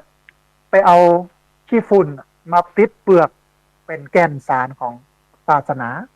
ไม่ได้สนใจเรื่องคำสอนอย่างนี้เลยแต่ไปสนใจพิธีกรรมประเพณีที่มันออกไปนอกทางพุทธไปไกลแต่ถ้าอยู่ในกรอบนี้แล้วเนี่ยทุกข์ของชาวพุทธจะลดลงมากชาวพุทธจะเป็นคนที่มีความสุขมากแต่ย้อนเฮาบ่สนใจเนี่ยก็แห่พระป่าเมื่อใดกับเมาเหล้ากินเหล้ายาซุมเหล้ากันเนี่ยมันจะไปเข้าถึงได้อย่างใดงานไหนก็มีลำวงย้อนยุคมีมมมีมวยมีมันพูดถึงการเข้าถึงศีลสมาธิปัญญาไม่ได้อย่างเงี้ยแต่ถ้าเอาตรงตามนี้แล้วเนี่ยเข้าถึงปัญจวัคคีย์ทั้ง5ได้ฟังแล้วก็เกิดความเข้าใจขอบวชในพระพุทธศาสนาแล้วตอนแรกที่โกณฑัญญะฟังเข้าใจแล้วขอบวชเป็นพระเจ้ารูปแรกกับพระพุทธเจ้าเนี่ยก็เกิดสังฆรัตนะแก้วอันประเสริฐก็คือพระสงฆ์ขึ้นมา1 อันก็เกิดทำให้รัตนะ3 อย่างคือแก้ว3 อย่างแก้วอันประเสริฐ3 อย่างเนี่ยก็คือพุทธรัตนะก็คือพระพุทธธรรมรัตนะก็คือพระธรรมสังฆรัตนะก็คือพระสงฆ์เกิดขึ้นครั้งแรกของโลกเกิดขึ้นครั้งแรกในโลกพระพุทธพระธรรมพระสงฆ์เกิดขึ้นครบ3 อย่างในวันนั้น ก็เลยเป็นวันสำคัญที่หนึ่งพระพุทธเจ้าแสดงธรรมจักรกับปวัตตนสูตรสองเกิดรัตนะครบสามรัตนไตรเนี่ยครบสามอย่างคือพุทธรัตนะธรรมรัตนะและก็สังฆรัตนะหลังจากนั้นก็ขยายกระจายออกไปอันนี้คือวันอาสาฬหบูชาคือวันนี้ท่านผู้ฟังหลายคนหลายท่านก็เตรียมขนมข้าวต้มเนาะเตรียมกับข้าวกับปลาดอกไม้ทูบเทียนไปวัดไปวาแล้วไปฟังธรรมไปตานขันเข้าไปทำบุญสุนทานกันในวันนี้นะฮะอันนี้คือจบละวันอาสาฬหบูชาอย่างที่พักสงฆ์สถาบันธรรมาภิวัตน์เนี่ย8 โมงเริ่ม8 โมงตักบาตรก่อนตักบาตรเสร็จปุ๊บจุดธูปเทียนบูชาพระรัตนตรัยไหว้พระรับศีลฟังธรรมบรรยายมาได้ฟังธรรมเป็นผูกเพราะทำเป็นผูกเนี่ยบางเตื้อถ้าพระเอาทำผูกที่มันเป็นบะเกาบะเกื้อมาเตะเนี่ยมันบะเข้าใจนะมันต้องเกิดความเข้าใจทำให้เกิดความเข้าใจในธรรมบรรยายเสร็จแล้วก็ถวายตาลเสร็จแล้วก็ฮับปอนเสร็จแล้วก็นั่งสมาธิถึงกรรมหนึ่งนั่งสมาธิเสร็จหยาดน้ำแผ่เมตตากลับบ้านไม่เกิน9 โมง8 โมงถึง9 โมงนะฮะท่านใดมีอยู่ใกล้ๆที่พักสงฆ์สถาบันธรรมาภิวัตน์อำเภอแม่เมาะจังหวัดลำปางจะมาร่วมกินร่วมทานกันก็มาเนอะ8 โมงเป็นต้นไปถึง9 โมงไม่เจ้ามาค่ำก็มี1 ทุ่มทำวัดสวดมนต์เย็นนะพระก็จะอธิษฐานเข้าอาจารย์อธิษฐานเข้าพรรษาญาติโยมก็มาฟังธรรมกันโดยประมาณ1 ทุ่มถึง2 ทุ่มโดยประมาณของวันนี้นะฮะทีนี้ท่านผู้ฟังเรื่องของวันอาสาฬหบูชาจบแล้วมาถึงการเข้าพรรษาพ่องการเข้าพรรษาเนี่ยในสมัยพุทธกาลเนี่ยมันบ่ได้บรรจุไว้บ่ได้มีห้ามบ่ได้มีบอกกันอย่างว่าตัวเจ้าก็ใช้ชีวิตตามปกติทั่วไปอย่างหน้าฝนกับไปพ่องยังพ่องไปมาอย่างกันแต่มันทำให้เป็นที่สังเกตของคนทั้งหลายเพราะว่าในศาสนาอื่นๆเนี่ยนักบวชในศาสนาอื่นๆเพิ่นหยุดเพิ่นบ่เดินทางแต่นักบวชพุทธศาสนาเดินทางอันนี้ข้อแรกแล้วการเดินทางในหน้าฝนมันลำบากเพราะว่ายุคนั้นสมัยนั้นมันมีรถยนต์มันมีแต่เดินเท่าอันล้องัวล้อควายขี่ช้างขี่ม้าตัวเจ้าก็เดินเลอะไปฝนตกฝนทางจ้องเจิงเนี่ยยังก็บ่ค่อยมีลำบากเปี้ยบล็อกซอกแซกอีกก็เลยทำให้อยู่ลำบากแต่มันเรื่องคือเดินบางครั้งบางเตื้อก็เดินไปย่ำพักย่ำไม้ย่ำเก้าย่ำเข้าย่ำอย่างเป็นห้องพระเลิศพระลาดตกลงนาลงอย่างห้องเนี่ยทำให้เกิดความเสียหายของข้าวกล้าของพันธุ์พืชพันธุ์ไม้ย่ำหมดย่ำแมงย่ำอีเขียดตายห้องเจ้าบ้านก็วิพากษ์วิจารณ์ว่าโอ้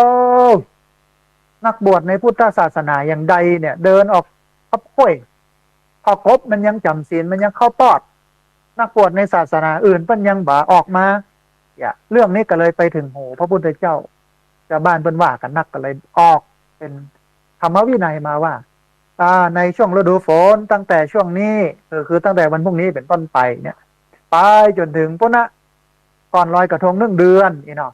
ตัวเจ้าอยู่จำพรรษา3 เดือนฝึกคัดเก่าตัวเก่าทบทวน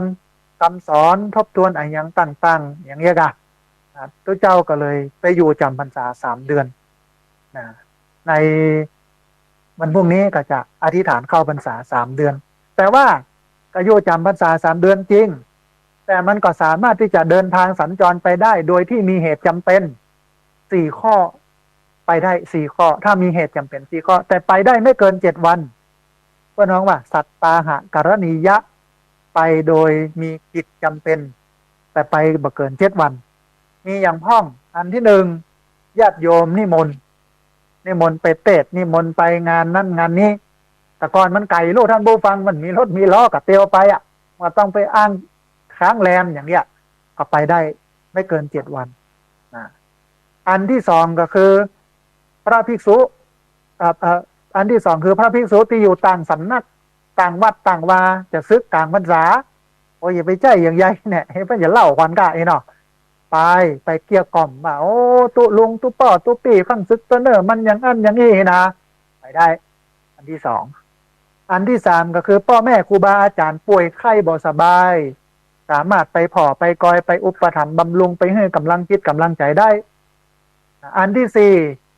วัดวาอารามอันกิ่งไม้ต้นไม้ล้มใส่หลังคาลุแล้วไปเสาะหาคนมาช่วยซ่อมช่วยยังหาวัสดุอุปกรณ์หาปัจจัยหาอย่างต่างๆมาซ่อมได้สี่อย่างนี้เป็นเหตุที่สามารถไปได้โดยไม่เกิน7 วันและก็กี่ครั้งก็ได้ในช่วงเข้าพรรษาตามเหตุจำเป็นอันนี้เป็นต้นเข้าพรรษาจบนะฮะเล่มเรื่องหนึ่งเรื่องของการถวายเตียนเข้าถวายเตียนเข้าพรรษาก็3 เดือนถ้ามาอยู่ด้วยกันโดยที่ไม่ไปไหนเลยโดยที่ไม่มีกิจจำเป็นโดยที่ไม่สัตตาหะไปได้7 วันเนี่ยก็อยู่ด้วยกันแล้วมันก็ต้องการแสงสว่างนะท่านผู้ฟังสมัยตะก่อนเนี่ยมันแบบมีไฟฟ้าโลก 2,500 ปีก่อนเนี่ยมันจะเอาไฟฟ้าไหนมากระจายคบเพลิงใจประทีปใจเทียนเนี่ยกะจุดกันยังกันเป็นแสงสว่างเดินไปเข้าห้องน้ำห้องตาอ่านหนังสือท่องหนังสือไปใช้อ่านเพราะยุคนั้นไม่มีหนังสือให้อ่านเมื่อมานิยมทำอันพระไตรปิฎกออกมาเตื้อเพราะเป็นคติความเชื่อของคนในยุคนั้นก็ท่องจำกันปากต่อปากเอกอะท่องโตยกันยังกันไปเอกอะเพราะมันต้องการแสงสว่างหรอกนางวิสาขามหาอุบาสิกาซึ่งเป็นศรัทธาใหญ่เป็นศรัทธาเก้าหันถึงความลำบากของตู้เจ้าว่าบ่มีแสงไฟก็เลยตัดสินใจถวายไปบอกกับพระพุทธเจ้าก่อนไปขอบรมพุทธานุญาตว่าข้าเจ้าอันขอถวายเตียนเข้าพรรษาได้ก่อเนาะเพราะว่ามันมืดมันยังอันยังอียกเหตุผลมาอธิบายประกอบพระพุทธเจ้าก็เลยบอกว่าได้ก็ได้เตียนพรรษามานางวิสาขาเป็นคนแรกถวายเตียนเข้าพรรษาหลังจากนั้นก็มีคนอื่นมาถวายไปเรื่อยๆนะฮะแต่ทีนี้วันนี้ท่านผู้ฟังมันพศ2566โลกมันผ่านมาจากสมัยพุทธกาล2,500 กว่าปีแล้วไฟฟ้ามีแล้วไม่ใช่จำเป็นต้องใช้เปลี่ยนนะฮะแล้ววันนี้มีโซลาร์เซลล์ปั้นใจไปแผ่วโซลาร์เซลล์ปุ่นแล้วก็เลยกึดอาตมาภาพกึดคนเดียวนะว่าถ้าจะทำเป็นประเพณีก็ได้หล่อในหมู่บ้านสักเล่มหนึ่งให้คนมาจ้อมมาหอมกันมาต้มเตียนปักเตียนใส่คนละก๊อก2 ก๊อกแล้วก็ตบแต่งดาเอาไปตามที่วัดอันนี้ได้อยู่โอเคอยู่เพราะว่ามันทำให้เกิดความพักสามัคคีแบ่งปันเกื้อกูลอย่างต่างๆกันอย่างเงี้ยนะหรืออาจจะไปซื้อมาตาลสักเล่มหนึ่งก็ได้อันนั้นก็แล้วแต่ไปนะฮะแต่ว่าถ้าเป็นไปได้เนี่ยต้องเอาอุปกรณ์การไฟฟ้ามาเพราะว่ามันใช้ไฟฟ้านั่นไม่ใช่ใช้เตียนแล้วถ้าจะใช้เตียนก็คือเตียนเล่มน้อยที่เปิ้นเอาไปจุดบูชาพระพุทธนะฮะจุดเทียนธูปบูชาพระรัตนตรัยเพราะว่าต้องได้ใจพระเปิ้นจะสวดทำวัดเจ้าเย็นนั่งสมาธิภาวนากันทุกเช้าทุกเย็นมันก็ต้องได้ใจเตียนเล่มน้อยฮะเตียนเล่มใหญ่ของโยมไม่ได้ใจบักกี่เล่มเล่ม2 เล่มก็พอแล้วที่เหลือนี่เอาเก็บไว้ทุกวัดเป็นอย่างอี้แล้วก็กองเต็มคลึบนั่นหลายวัดหลายวานะฮะกองนั่นไม่ได้ใจอย่างไม่เป็นประโยชน์อย่างสักอย่างนั่นเปลี่ยนมาเป็นหลอดไฟเปลี่ยนมาเป็นโซลาร์เซลล์เปลี่ยนมาเป็นอุปกรณ์การไฟฟ้าอาตมาภาพถ้าตาลอย่างนี้ได้บุญนะแต่ถ้าเอาเตียนมาตาลกับได้บุญเหมือนกันแต่มันได้น้อยมันไม่ได้ใจนะฮะแล้วแถมอันนึงอันนี้อาตมากึดไปทางหน้ายาวๆปีนี้เขาจะบูรณะกุฏิหลังนั้นบูรณะระบบไฟของกุฏิหลังนั้นพี่น้องจะบ้านก็หอมกันซื้อเตียนมาหรือว่าซื้อหลอดไฟมาอย่างก็ได้เอามาถวายแล้วก็เฮือศีลเฮือพรเสร็จแล้วก็ศาลาในหมู่บ้านเนี่ยไปแกะสายไฟเก่าที่มันเหลืองอิงซิ่งเนี่ยนะมันแตกเลอะเยอะแยะเนี่ยออกมาปั๊บใหม่ปูใหม่เดินใหม่สายใหม่หลอดไฟใหม่บัลลาดสตาร์เตอร์โน่นนี่นั่นปักเปิกอย่างใหม่หมดมันก็จะช่วยป้องกันไฟฟ้าลัดวงจรได้ท่านผู้ฟังไฟไหม้กุเตื้อไม่วัดตำรวจก็บอกว่าเกิดจากไฟฟ้าลัดวงจรก็แต่เพราะว่ามันเก่าแล้วมันบ่ได้ซ่อมบ่ได้แปลงอันนี้เอามาแปลงใหม่ลูกเอามาบูรณะใหม่ปฏิสังขรณ์ใหม่เนี่ยอย่างเงี้ยปีนี้กุฏิหลังนั้นปีหน้ากุฏิหลังนี้ปีนี้ศาลานั่นศาลานี่มันจะได้ประโยชน์มหาศาลมากกว่าเอาเตียนมาถวายนะหรือโซลาร์เซลล์มาถวายก็ได้อันนี้คือการถวายเตียนเข้าพรรษาอันนี้2คือแสงสว่าง เดี๋ยวนี้โลกมันไปไกลแล้วมันไม่ได้ใช้เตียนแล้วถ้าจะใช้ก็ใช้เล่มน้อยเท่านั้นนะมันต้องเอาอย่างนั้นเอาวัดเนี่ยเป็นตัวอย่างเนี่ยโยมเอาเตียนมาถวายกองขลึบไม่ได้ใช้อยู่หันหนูครบอยู่หันจะเอาไปตานที่วัดบ้านนอกบ้านนาเพิ่นก็มีอยู่แล้วก็เลยว่ามาเป็นพระเนี่ยอย่างไรนะอันที่สองการถวายผ้าอาบน้ำฝนบางที่ก็ฮ้องว่าผ้าจำนำพรรษาในยุคสมัย2,000 กว่าปีก่อนมันหายากผ้าต้องไปเอาจากเศษขยะเอามาจากปลายเหี้ยวที่เปิ่นปันศพเอามาซักมาล้างมาเย็บมาย้อมถึงเอามานุ่งได้ตอนนั้นทีนี้จะเข้าพรรษาแล้วทุกเจ้าฝนตกโลกทุกเจ้าก็อาบน้ำกันเล่าผ้ามันมีผืนเดียวมันนุ่งนี่ใดก็เอาปากเก็บไว้ก็เอามาเปยกายอาบน้ำในวัดฝนตกลั่งก็อาบกันท่านพอดีนางวิสาขาจะทำบุญบ้านก็บอกให้คนใจไปนิมนต์ตุเจ้าบอกตุเจ้าไว้ไปนิมนต์ก่อนเนอะวันพุธเมื่อเจ้า9 โมงนะ8 โมงนะมารูปเนอะอย่างนี้เนาะคนใจนางวิสาขากับป้ากันไปที่วัดเปิดประตูวัดมาปุ๊บมาเจอแต่ชีเปลือยกายล่อนจ้อนอาบน้ำอยู่หันบ่มีตุเจ้าอยู่สักปุ๊บคือยุคสมัยนั้นเนี่ยมันมีนักบวชประเภทนี้เยอะนะโดยเฉพาะโมที่นุ่งลมห่มฟ้าเนี่ยมันนุ่งอะไรอย่างเลยนี่นักแล้วมีคนศรัทธานักกอบพุทธก่อนในยุคนี้นะในยุคพุทธกาลก็มีนะคนใจก็เข้าใจว่ามีการนักบวชปริพาชกศาสนาอื่นมาอยู่ในวัดนี่เต็มไปหมดเปื่อยกายล่อนจ้อนอาบน้ำก็ไปบอกนางวิสาขาว่าตัวเจ้ามีสักตนนะมีการนักบวชนอกศาสนาเป็นมาอาบน้ำอยู่นั่นนะนางวิสาขาก็เข้าใจว่าฝนมันตกตัวเจ้าถ้าจะอาบน้ำก้านี่นะพอฝนเอื้อนแล้วสักกำแล้วนางวิสาขาก็บอกว่าไปไม่แล้วอยู่ละตัวเจ้าประเดี๋ยวนี้เป็นอยู่ละนี่นะคนใจกับไปพอแต่ห่ออยู่นี่ดูกันนี่มนต์บันมาด้วยเหตุนี้นางวิสาขาก็เกิดว่าผ้ามันเขียมนะตัวเจ้าเนี่ยผ้ามันเขียมลำบากนะถ้าจะถวายผ้าจำนำพรรษาหรือผ้าอาบน้ำฝนตัวเจ้าในช่วงเข้าพรรษาก็เป็นกันในการถวายผ้าอาบน้ำฝนนางวิสาขามหาอุบาสิกาเนี่ยเป็นโยมที่เข้าใจตัวเจ้าที่สุดแต่ยุคเดียวนี้มันหายากเลยบอกค่อยมีนะนางวิสาขาอย่างเงี้ยบ้านเฮาหมู่บ้านเฮาครับแต่ละหมู่บ้านนั้นมีนางวิสาขาหรือว่ามีมหาอุบาสกเศรษฐีอนาถปิฎกเศรษฐี2 คนนี่อยู่ในทุกหมู่บ้านนี่นะศาสนามันจะเจริญรุ่งเรืองพระเนรก็จะนักแต่มัดย่ำๆนะฮะแต่ประเดี๋ยวนี้มันหาเขียมนะฮะอันนี้ก็จบไปอันนี้คือสาระสำคัญของอาสาฬหบูชาวันเข้าพรรษาการถวายเตียนเข้าพรรษาการถวายผ้าอาบน้ำฝน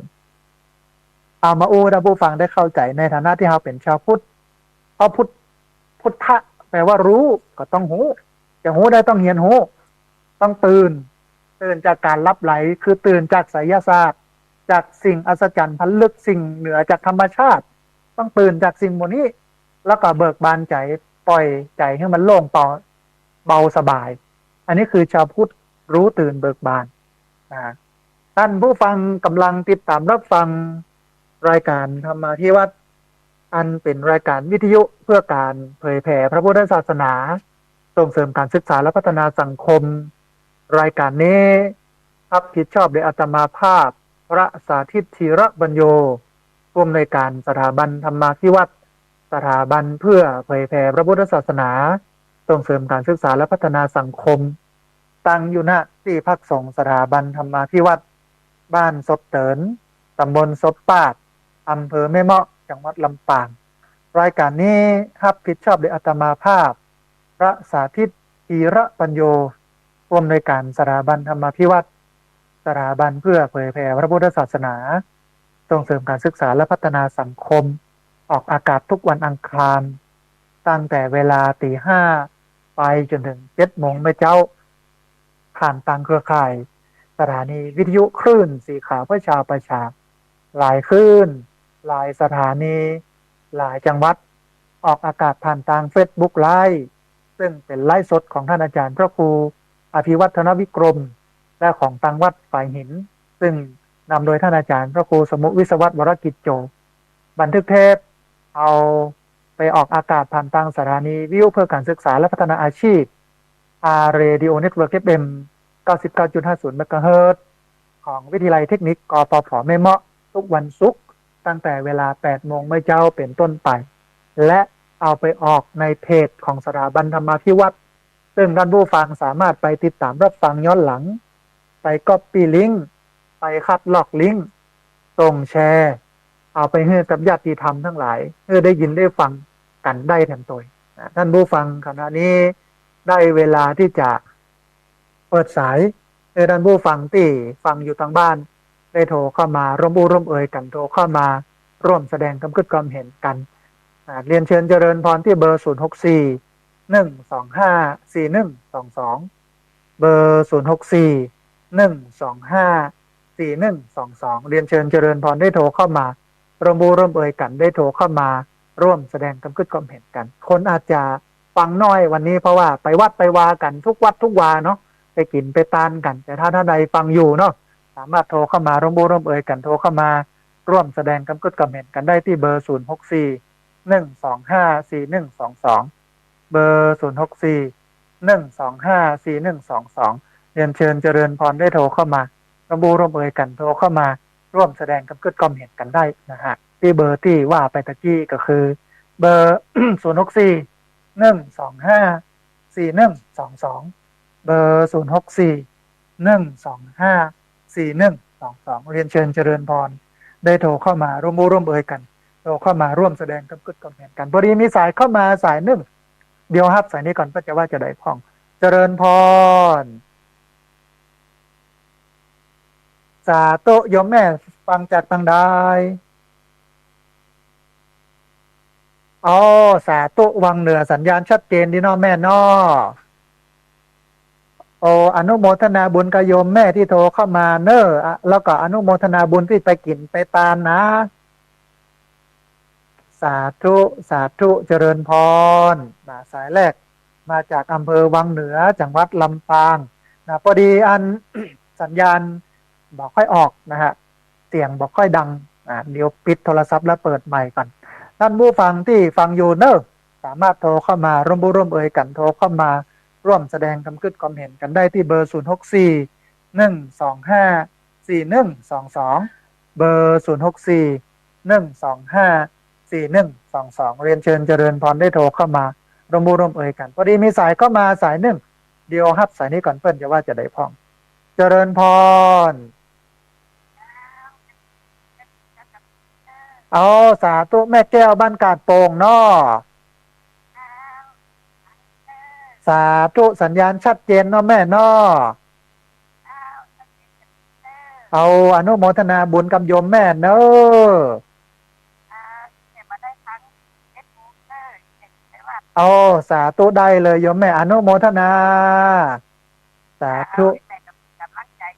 ได้กำลังใจจัดหนักเลยโยมแม่อนุโมทนาบุญเนอะแม่เนอะสาธุสาธุแม่แก้วบ้านกาดโป่งโทรเข้ามาสายที่2สายแรกจากวังเหนือสายที่2แม่แก้วบ้านกาดโป่งพอดีมีสายที่3เข้ามาเดี๋ยวครับสายนี้ก่อนเปิ้ลจะว่าจะได้พ้องเจริญพรเอาสาธุพี่น้องนะตำบลพระบาทนะบ้านบุญเกิดเนาะสัญญาณเป็นได้พ้องคุณโยมวันนี้ชัดเจนดีเนาะเอาสาธุอนุโมทนาบุญที่ติดตามรับฟังนะโยมเนอะสาธุเจริญพ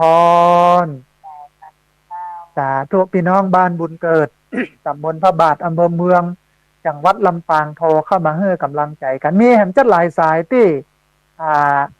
โทรเข้ามาแล้วก็ญาติโยมนะที่ทักแชท Facebook มาจัดหลายสายจัดหลายคนนะวันนี้มีสายเข้ามา สายหนึ่งเดี๋ยวครับสายนี้ก่อนเพื่อนจะว่าจะได้พ้องเจริญพรสาธุโยมแม่สัญญาณชัดเจนดีเนาะนี่แม่น้อยนะจำได้แม่น้อยหนัก อนุโมเอาสาธุยอดเยี่ยมโยมแม่อนุโมทนาบุญแต๊ะนะที่แม่เป็นกำลังใจเนอะได้กำลังใจจัดหนักอนุโมทนาสาธุ โอ้สาธุชื่นใจโยมแม่ชื่นใจนะเจ้าสาธุ ว่าไงนะว่าลูกให้เสียงมาให้เนี่ย เออดีละโยมแม่ดีละนะไปวัดก่อนโยมแม่ไปจะเอาแม่ไปจ้าหนูของเขาหนูโอ้สาธุอนุโมทนาบุญเนอะแม่เนอะสาธุเจริญพรสาธุโยมแม่น้อยนะฮะอันตำบลทุ่งฝายเมืองลำปาง ติดตามรับฟังอยู่ต้องอนุโมทนาบุญเรียนเชิญเจริญพรนะท่านผู้ฟังเนอะที่เบอร์0641254122เบอร์0641254122พอดีมีสายเข้ามาสายหนึ่งเดี๋ยวครับสายนี้ก่อนเพื่อจะว่าจะได้พ่องนะอ่าเจริญพรโอ้สาธุสัญญาณชัดเจนนี่เนาะแม่เนาะเป็นเวลาระยะสั้นแต่สนุกได้หมดเลยนะเจ้าได้ใจความดีเนาะแม่เนาะเอาอนุโมทนาบุญแม่ที่ติดตามรับฟังเนอะเจ้าคือได้มองว่า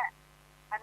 อธิบายเข้าใจละเอียดแต่ได้อยู่ในระยะเวลาสั้นๆเนี่ยเจ้าครับพอดีกับวันเวลาของมันเนาะแม่เนาะเจ้านั่นแหละคนโต๊ะพระเจ้าเชียงใหม่ตกอยู่โยมแม่ลำปางนี่ก็ตกเชียงใหม่ก็ตกนะจุ่มเย็นเป็นสุขดีอยู่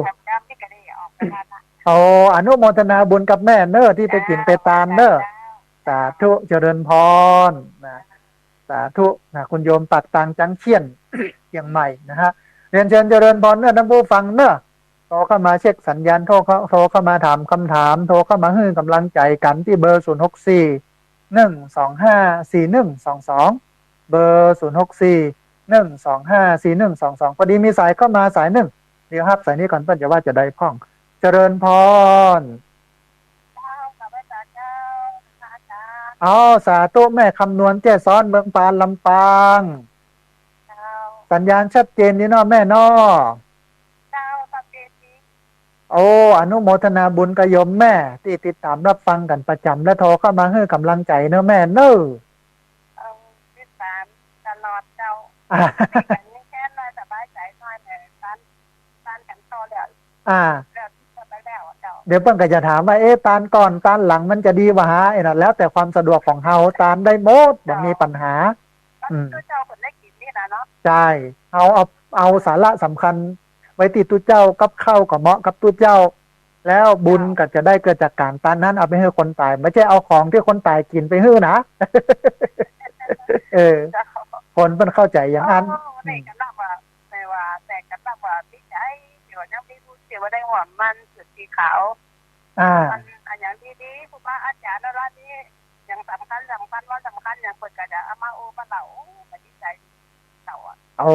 อนุโมทนาบุญกับติดตามลำตัวกันต่อไปนะแม่เนอะเจ้าจะติดตามจนพ่อคุณอ่ะจะเรียกพี่คุณอ่ะโอ้สาธุโยมแม่อนุโมทนาสาธุเจริญพรนะแม่คำนวณแจ้ซ้อนเมืองปานลำปางเรียนเชิญเจริญพรนะท่านผู้ฟังเนอะที่เบอร์0641254122เบอร์0641254122พอดีมีสายเข้ามาสายหนึ่งเดียวครับสายนี้ก่อนเพื่อจะว่าจะได้พ่องเจริญพรสาธุโยมแม่แนะนำตัวน้อยเอาสาธุสัญญาณเป็นได้พ่อแม่ชัดเจนดีก่อโอ้อนุโมทนาบุญที่ติดตามรับฟังกันเนอะแล้วก็ฟังต่อไปนะแม่เนอะเจ้าแม่ฟังเจ้าโอ้อนุโมทนาสาธุแม่สาธุเจริญพรสาธุโยมแม่อนุโมทนาบุญที่ติดตามรับฟังกันโทรเข้ามาให้กำลังใจกันเรียนเชิญเจริญพรนะท่านผู้ฟังเนอะที่เบอร์0641254122เบอร์0641254122เรียนเชิญเจริญพรได้โทรเข้ามา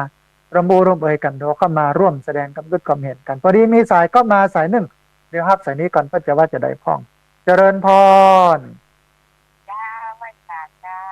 ส สาธุโยมแม่สัญญาณชัดเจนดีเนาะเจ้าชัดเจนดีเจ้าอันแต่เดผมดอยสะนะเก็ดฝนตกนักกอก็ตกต้องเป็นของน้า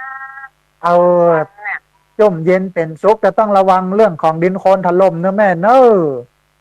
เจ้าแหมอยู่ที่ดอยอย่างนะต้องระมัดระวังกันน้อยนะแต่เราป้องกันไว้ระวังไว้มันก็ความเสียหายมันที่มันจะเกิดขึ้นมันก็น้อยโยมแม่นะหรืออาจจะบ่เกิดขึ้นเลยก็ได้เนาะนะ เจ้าเป็นกำลังใจให้เนอทำมากมันมีเข้าใจกันเอาสาธุได้กำลังใจจัดนักอานาบุญเจ้าสาธุไปเจ้าเจ้าเจริญพรนะอนุโมทนาบุญกับโยมแม่ จากดอยสะเก็ดนะฮะที่โทรเข้ามาให้กำลังใจกัน เรียนเชิญเจริญพรนะท่านผู้ฟังเนอะเวลาเลยหำลายนาทีนะ ที่เบอร์0641254122เบอร์0641254122พอดีมีสายก็มาสายหนึ่งเดี๋ยวครับสายนี้ก่อนเปิ้ลจะว่าจะได้พร้อมเจริญพรอ๋อสาธุเจริญพรอันพี่น้องอาสาป้องกันและบรรเทาสาธารณภัยโดยหล่อเนาะครับผมสาธุวันนี้มีภัยอย่างที่จะเตือนพี่น้องพ่องเจริญพรเจิญเลยวันนี้มีภัยสิ่งสารพัดนะครับแล้วก็ภัยน้ำท่วมเนาะภัยดินถล่มทุกอย่างครับเป็นภัยครับโดยเฉพาะช่วงหน้าฝนนี้ต้องระมัดระวังที่ว่ามาเนาะครับแล้วก็ภัยทางโลกด้วยครับน้ำเนาะที่มันจะเกิดขึ้นนะเพราะว่าเริ่มมีมาแล้วน้ำเนาะโอ้อนุโมทนาบุญกับคุณโยมเนอะครับผมขอบคุณครับสาธุเจริญพรสาธุนะคุณโยมอาสาและป้องกันบรรเทาสาธารณภัยโดยหล่อนะโทรเข้ามาบอกว่าพี่น้องระมัดระวังเรื่องน้ำเรื่องสิงสาราสัตว์นะเรื่องดินโคลนถล่มเนอะต้องระมัดระวังกันตัดนี้นะฮะต้องอนุโมทนาบุญตัวพอดีมีสายเข้ามาสายหนึ่งเดี๋ยวครับสายนี้กันเปิ้ลจะว่าจะได้พ้องเจริญพรเจริญพรสาธุยมแม่แนะนำตัวน้อยแม่ทุกมาตอนกลางเจ้าโอ้สาธุสัญญาณชัดเจนดีเนาะแม่เนาะเจ้าชัดเจนโทรไปหาพระจักรเป็นภาษาเป็นเลยพระเจ้าลงในโทรนี่เพราะว่าเปิ้นฟังกันนักกันหลายต้องขอสุมาภัยกับโยมแม่ตัวนะเพราะว่าคนฟังนักโทรมานักกันเลยบอกค่อยติดโยมแม่แต่ถ้าพยายามเห็นน้อยนี่ติดแล้วอย่างวันเนี้ยเนาะนะแค่ว่าไปที่พุทธไปจับนักกันจ้าอันบางเตื้อมันบัดติดโยมแม่ก็ต้องโทรมาบ่อยๆโทรมาหลายๆรอบหน่อยหนึ่งมันก็ฝึกความพยายามของเฮาเนอะแม่เนอะเจ้าโอ้ตอนนี้ติดแล้วได้แล้วนะได้อู้กันละต้องอนุโมทนาบุญกับโยมแม่ที่ติดตามรับฟังเนอะแม่เนอะโอ้สาธุอนุโมทนาสาธุเจริญพรโยมแม่บอกว่าอันโทรติดยากน้อยนึงก็ต้องขออภัยกับท่านผู้ฟังเนอะพอดีโทรเข้ามากันหลายสายมันธรรมดาก็เลยทำให้บอกค่อยติดกันนะฮะสายมันก็เลยเพื่อนน้องวันกันอีลุงตุงทังนะพอดีมีสายเข้ามาแถมสายหนึ่งเดี๋ยวครับสายนี้ก่อนเปิ้ลจะว่าจะได้พ่องเจริญพรสาธุโยมแม่แน่ทำตัวน้อยจำได้เจริญพรสัญญาณเป็นได้พ่องโยมแม่วันนี้โอ้สาธุอนุโมทนาบุญที่ติดตามรับฟังกันเนอะแม่เนอะสาธุชื่นใจสาธุชื่นใจแม่อนุโมทนาสาธุสาธุนะพี่น้องละปูนโตเข้ามาให้กำลังใจกันต้องอนุโมทนาบุญตัวนะฮะเรียนเชิญเจริญพรนะท่านผู้ฟังเนอะที่เบอร์0641254122เบอร์0641254122พอดีมีสายเข้ามาสายหนึ่งเดี๋ยวครับสายนี้ก่อนเปิ้ลจะว่าจะได้พ่องเจริญพรอ๋อสาธุอนุโมทนาบุญที่ติดตามรับฟังประจำเนอะเอาเพื่อนเอาออกเมื่อคืนเนาะเอาสาธุอนุโมทนาสาธุชื่นใจ ก็อยู่ทั้งวันเนาะวันนี้เนาะนะ พระเจ้าอยู่ทั้งวันนะมาได้ไปไหนเพราะว่าเป็นวันสำคัญเดี๋ยวสัก8 โมงกันเริ่มกินเริ่มทานละที่นี่ขวายน้อยหนึ่งถึง9 โมงเมื่อเจ้า สาธุนะโยมเนอสาธุอนุโมทนาบุญกับคุณโยมที่โทรเข้ามาให้กำลังใจกันเหลือเวลาแห่มประมาณ17 นาทีท่านผู้ฟังได้แห่มหลายสายเนอะที่เบอร์0641254122เบอร์0641254122พอดีมีสายเข้ามาสายหนึ่งเดี๋ยวฮับสายนี้ก่อนเพิ่นจะว่าจะได้พ้องเจริญพรนมัสการเจ้าพระเจ้าสาธุโยมแม่สัญญาณชัดเจนดีเนาะเจ้าโอ้สาธุโยมแม่แนะนำตัวน้อยเป็นวัดบ้านจันโตเอาอำเภอเมืองลำปางเจ้าสาธุอนุโมทนาบุญติดตามรับฟังเนอะแม่เนอะอย่าไปละไปลืมกันเนอะฟังเต็มเต็มเลยเจ้าเอาชื่นใจโยมแม่ชื่นใจอนุโมทนาสาเจ้าธุให้เป็นกำลังใจให้เจ้าได้กำลังใจจัดนักเลยโยมแม่สาธุเนอะสาธุนะโยมโทรเข้ามาให้กำลังใจกันนะในเวียงลำปางเรียนเชิญเจริญพรนะพี่น้องเชียงใหม่ละปูนลำปางแป้น่านพะเยาเชียงรายแม่ฮ่องสอนนะที่ไหนตั้งใดก็เรียนเชิญเจริญพรโทรเข้ามาร่วมเอ่ยกันโทรเข้ามาให้กำลังใจกันในวันนี้วันสำคัญทางด้านพระพุทธศาสนาคือวันอาสาฬหบูชาวันนี้มีสายเข้ามาสายหนึ่งเดี๋ยวครับสายนี้ก่อนเพื่อจะว่าจะได้พ้องเจริญพรเจ้าแม่อภรบ้านนาสมแม่อำเภอเมธาจังหวัดลำปางเอา5 โมงก็รู้เนาะมันความเร็วไปไม่จุดประกาศเอาสาธุพอดีคนฟังกันนักกันหลายโทรกันมานักมาหลายโยมแม่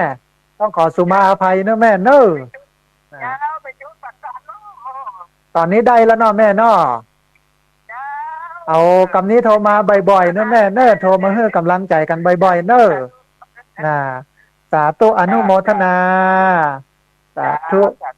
อนุโมทนาบุญโยมแม่ทะนะโทรเข้ามา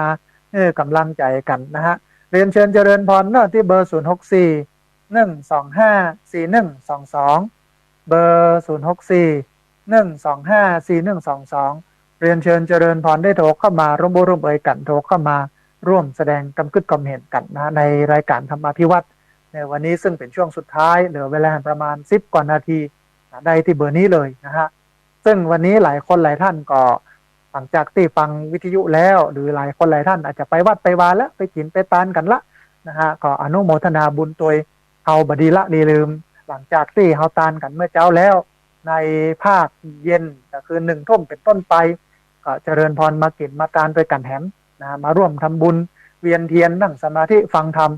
เขาในฐานะเป็นพุทธศาสนิกชนบอกควรที่จะละเลยวันสำคัญทางด้านพระพุทธศาสนาออกตัวให้น้อยให้มันดำให้มันดีให้มันเปิ้นท้องว่าเป็นการจดจำของผู้คนนะฮะแล้วก็วันนี้เปิ้นงดขายสุราร้านต่างๆตามพรบควบคุมเครื่องดื่มแอลกอฮอล์เนี่ยเปิ้นงดขายเหล้าในวันนี้นะฮะเพื่อส่งเสริมให้คนได้ปฏิบัติตามศีลสมาธิปัญญาพอดีมีสายเข้ามาสายหนึ่งเดี๋ยวฮับสายนี้ก่อนเปิ้นจะว่าจะได้พ้อง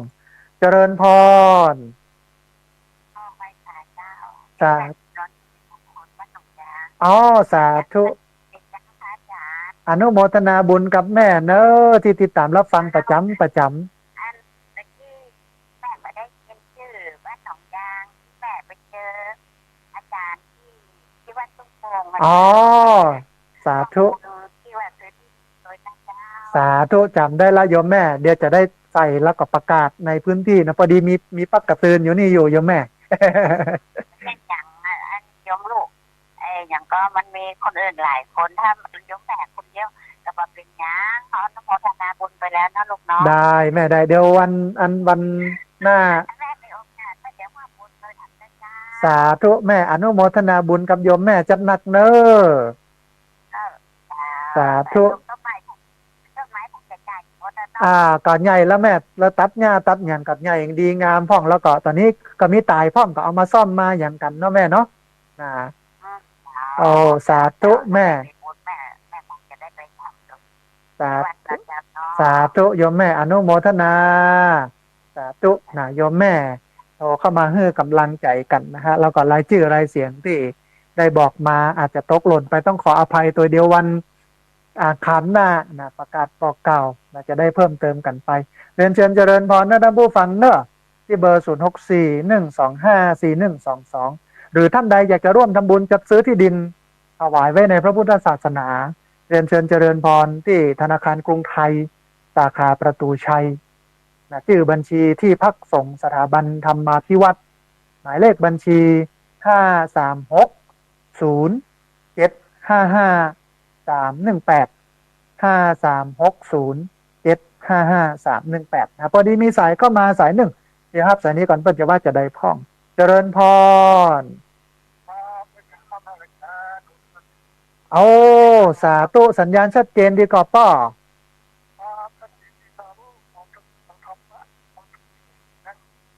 เอาม่วนอกม่วนใจดีเนาะป้อเนาะสาธุอนุโมทนาบุญกับป้อที่ติดตามรับฟังเป็นประจำเนอะป้อเนอะ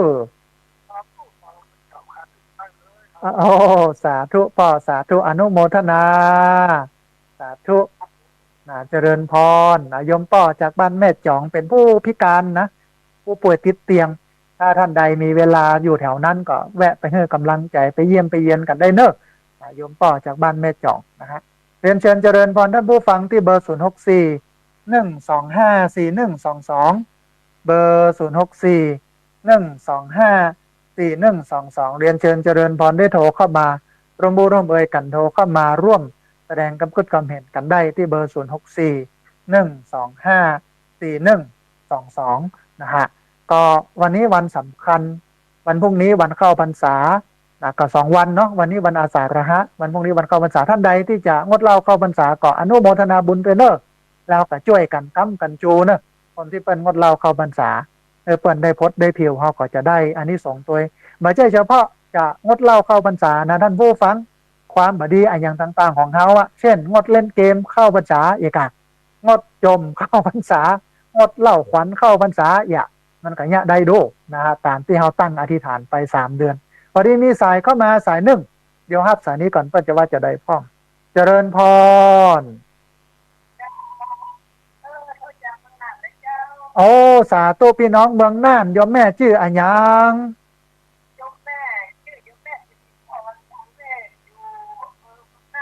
โอ้สาธุสัญญาณชัดเจนเนาะแม่เนาะโอ้อนุโมทนาบุญกับโยมแม่อ๋อพอดีเปิ้นโทรกันมานักมาหลายต้องสุมาอภัยกับแม่เตอเนอเจิญแม่เจิญ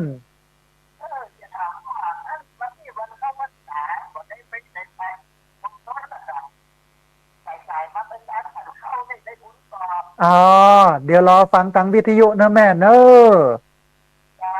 สาธุเจริญพรสาธุนะได้กำลังใจจัดหนักอนุโมทนาบุญนะอันโยมแม่โทรมาจากเมืองน่าน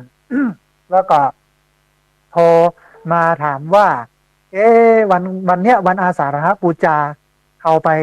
ตานขันเข้าแล้วก็มาได้ไปร่วมพิธีกรรมอย่างกับเปิ้ลเนี่ยจะได้บุญก่อนได้อย่างได้บุญที่เกิดจากการถวายตานขันเข้าแต่ว่าเขาก็มาได้บุญที่เอาไปเก็บไปตานถ้าบัสะดวกเขาร่างกายบัสะดวกอย่างบัสะดวกมันก็ทำได้หมดนะฮะหรือเขามาทำที่บ้านก็ได้บุญเหมือนกันหมดโยมแม่นะฮะ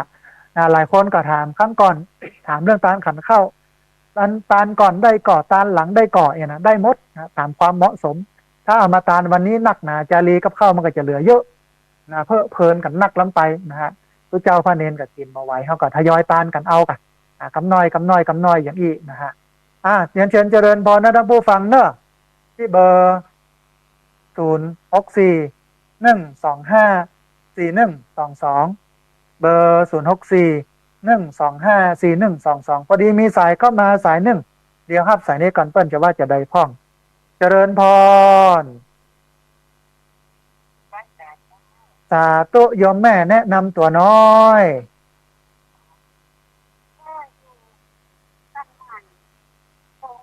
เอาสาธุพี่น้องหางดงเชียงใหม่เนาะ สัญญาณเป็นได้พ่องโยมแม่ชัดเจนดีกอ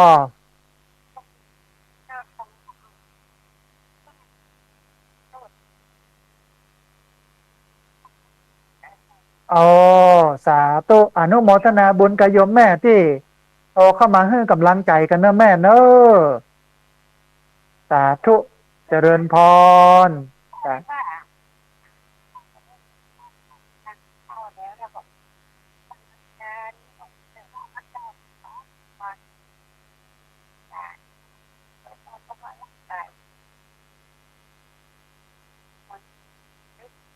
อ๋อได้โยมแม่นะได้ตามระบบนั้นเนาะนะได้บุญแน่นอน สาธุนะแม่เนอะสาธุนะบอกโยมแม่ตะกี้เปิ้นก็ถามว่าเอาได้ไปวัดกับเปิ้นร่างกายบ่อันบอกค่อยดีนะไปต้านขันเข้าเฮียก็จะได้บุญก่อไอ้นะก็ได้บุญจากการต้านขันเข้านะกะได้หมดนะฮะเหลือเวลาแห่งประมาณ7 นาที6 นาทีท่านผู้ฟังเรียนเชิญเจริญบอลที่เบอร์0641254122เบอร์0641254122เรียนเชิญเจริญบอลได้โทรเข้ามาร่วมเอ่ยกันโทรเข้ามาร่วมแสดงความคิดความเห็นกันได้ในรายการธรรมาภิวัตรเช้านี้นะซึ่งเป็นเช้าสำคัญคือเช้าวันอาสาฬหบูชาวันนี้ทอดรหัสอาสาฬหบูชาวันเข้าพรรษาการถวายเตียนพรรษาการถวายผ้าอาบน้ำฝนท่านผู้ฟังทั้งหลายเข้าใจแบบทะลุทะลวงละนะแบบหูแล้วก็ตื่นหูแล้วก็เบิกบานรู้ตื่นเบิกบานนะเข้าใจนะฮะเรียนเชิญเจริญพรเนอะท่านผู้ฟังเนอะเวลาเหลืออยู่แห่งน้อยหนึ่งที่เบอร์0641254122เบอร์0641254122เรียนเชิญเจริญพรได้โทรเข้ามาร่วมเอ่ยกันโทรเข้ามาร่วมแสดงกับคิดความเห็นกันในรายการธรรมาภิวัตรในภาคสายของเช้านี้นะฮะหลายคนหลายท่านอาจจะไปวัดไปวาแล้วนะไปกินไปทานกันต้องอนุโมทนาบุญตัวกับท่านผู้ฟังเนอะเอาละท่านใดที่จะร่วมทำบุญจัดซื้อที่ดินถวายไว้ในพระพุทธศาสนาณที่พักสงฆ์สถาบันธรรมาภิวัตรบ้านศพเตินตำบลศพปาดอำเภอแม่เมาะจังหวัดลำปางก็เจริญพรเนอะที่เบอร์064ที่เบอร์ธนาคารกรุงไทยสาขาประตูชัยชื่อบัญชีที่พักสงฆ์สถาบันธรรมาภิวัตรหมายเลขบัญชี5360755360755318สามารถมาร่วมทำบุญผ่านทางบัญชีธนาคารนี้ได้หรืออาจจะมาแอวหากันมาให้กำลังใจกันได้มาพบกันได้อันนี้ก็แจ้งครับท่านผู้ฟังทั้งหลายได้ฟังได้ทราบกันท่านผู้ฟังเวลาเหลืออยู่เนอะสักประมาณ3 นาที4 นาทีที่เบอร์0641254122เบอร์0641254122พอดีมีสายเข้ามาสายหนึ่งเดี๋ยวครับสายนี้ก่อนเพื่อจะว่าจะได้พ่องเจริญพรสาธุโยมแม่แนะนำตัวน้อยโอ้สาธุสัญญาณเป็นได้พ่องโยมแม่วันนี้อ๋อมันบอกให้ชัดเจนเนาะแม่เนาะมันอาจจะเป็นแต่ขึ้นมันเจอฝนจ้ะ ได้กำลังใจจัดหนักเลยแม่อนุโมทนาบุญกับแม่เนอะสาธุนะแม่สาธุโยมแม่จากน้ำเพื่อพระโตเข้ามาให้กำลังใจกันต้องอนุโมทนาบุญดูในโทรศัพท์นี้มีอยู่ประมาณ10 กว่าสายที่บ่ได้รับต้องขอสุมาภัยนะท่านผู้ฟังเนอะ ไทยโทรเข้ามาแล้วสายบติด โทรเข้ามาแล้วบ่ได้รับสายเรียนเชิญเจริญพรโทรเข้ามาใหม่ที่เบอร์0641254122เบอร์0641254122พอดีมีสายเข้ามาสายหนึ่งเดี๋ยวฮักสายนี้ก่อนเพื่อจะว่าจะได้พ่องเจริญพรสาธุเจริญพรโยมป้อเจดีย์3 ยอดละปูนนอป้อบุญตันจำได้โยมป้อสัญญาณเป็นได้พ่องป้อเอาอนุโมทนาบุญวันนี้ไปกินไปตานมาหรือยัง เอาเอาอนุโมทนาบุญกันเลยมีเวลาได้ฟังโทรศัพท์เนาะฟังงานวิทยุนะพ่อเนาะเออสาธุอนุโมทนาบุญกับพ่อบุญตันเด้อสาธุนะพ่อบุญตันเจดีย์3 ยอดนะละปูนนะฮะเหลือเวลา2 นาทีท่านผู้ฟังได้แหมสาย2 สายเนอะที่เบอร์0641254122เบอร์0641254122คำเดียวคนก็จะทยอยมาตานขันเข้าแล้วก็8 โมงเริ่มพิธีนะวันนี้เทศแสดงธรรมเพื่อโยมได้เข้าใจเรื่องวันอาสาฬหบูชาวันเข้าพรรษาการถวายเตียนแล้วก็ถวายผ้าอาบน้ำฝนนะฮะเรียนเชิญเจริญพรท่านผู้ฟังที่เบอร์0641254122ในตอนปลายๆของรายการวันนี้อาจจะบอกให้มีโทรเข้ามานักเพราะว่าคนไปวัดกันเยอะในวันนี้คนฟังนะ ไปวัดแต่ปกติเนี่ยโทรเข้ามาแบบขาดสายนะฮะพอดีวันนี้อาจจะมีช่วงปลายๆนิดน้อยนึงที่โยมเปิ้นไปทำบุญก็ต้องอนุโมทนาบุญเนาะในฐานะที่เป็นชาวพุทธเอาก็ทำหน้าที่กันช่วยกันค้ำจูพระพุทธศาสนาให้มันมั่นคงสถาพรมาให้มันมันล่มในยุคเฮาในสมัยเฮานะ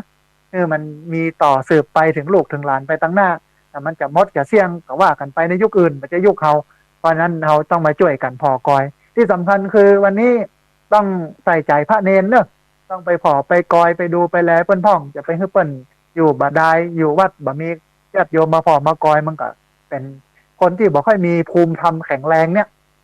มันก็จะอ่อนอกอ่อนใจนะแต่ถ้ามีภูมิธรรมแข็งแรงเนี่ยก็อยู่ได้เป็นยังความสงบก็มีอย่างเงี้ยเพราะฉะนั้นคนเฮามันต่างจิตต่างใจกันแต่ว่าการไปมาหาสู่กันไปให้กำลังใจกันเอาครัวเอาของไปกินไปถวายไปทานมันก็เป็นการให้กำลังใจเปิ้นนะฮะเอาละท่านผู้ฟังเหลือบแลพอเวลาของรายการธรรมาธิวัฒน์ซึ่งเป็นรายการวิทยุเพื่อการเผยแผ่พระพุทธศาสนาส่งเสริมการศึกษาและพัฒนาสังคมดำเนินรายการโดยอาตมาภาพพระสาธิตธิระปัญโยวันนี้หมดเวลาแล้วต้องเอารายการจากลาท่านผู้ฟังทั้งหลายไปก่อนเขาจะปะกันแถมใหม่ในวันอังคารหน้า8 โมงถึง 9 โมงวันเสาร์8 โมงถึง8 โมงถึง 9 โมงวันเสาร์ตี 4 ถึงตี 5วันอังคารขออภัยปะกันแถมใหม่ในช่วงเวลานี้วันนี้ต้องกราบขอบพระคุณครูบาอาจารย์พระเถรานุเถระครูบาสังฆะที่เคารพอย่างสูงทุกรูปอนุโมทนาบุญกับเจ้าของคลื่นเจ้าของสถานีที่รับสัญญาณเอาไปออกอากาศเอาไปส่งกระจายเสียง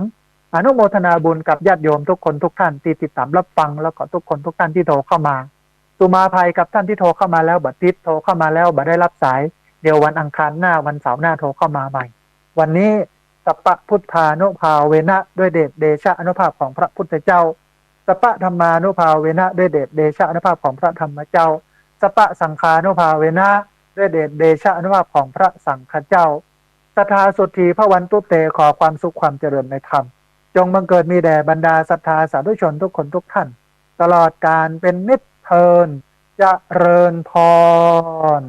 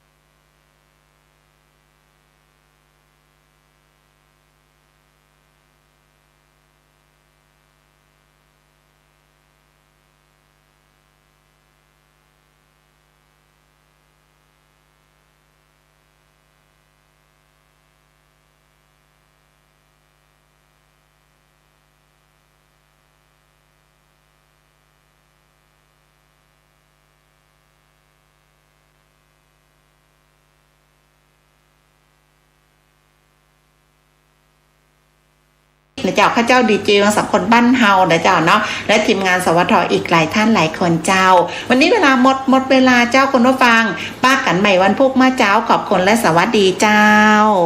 7 นาฬิกา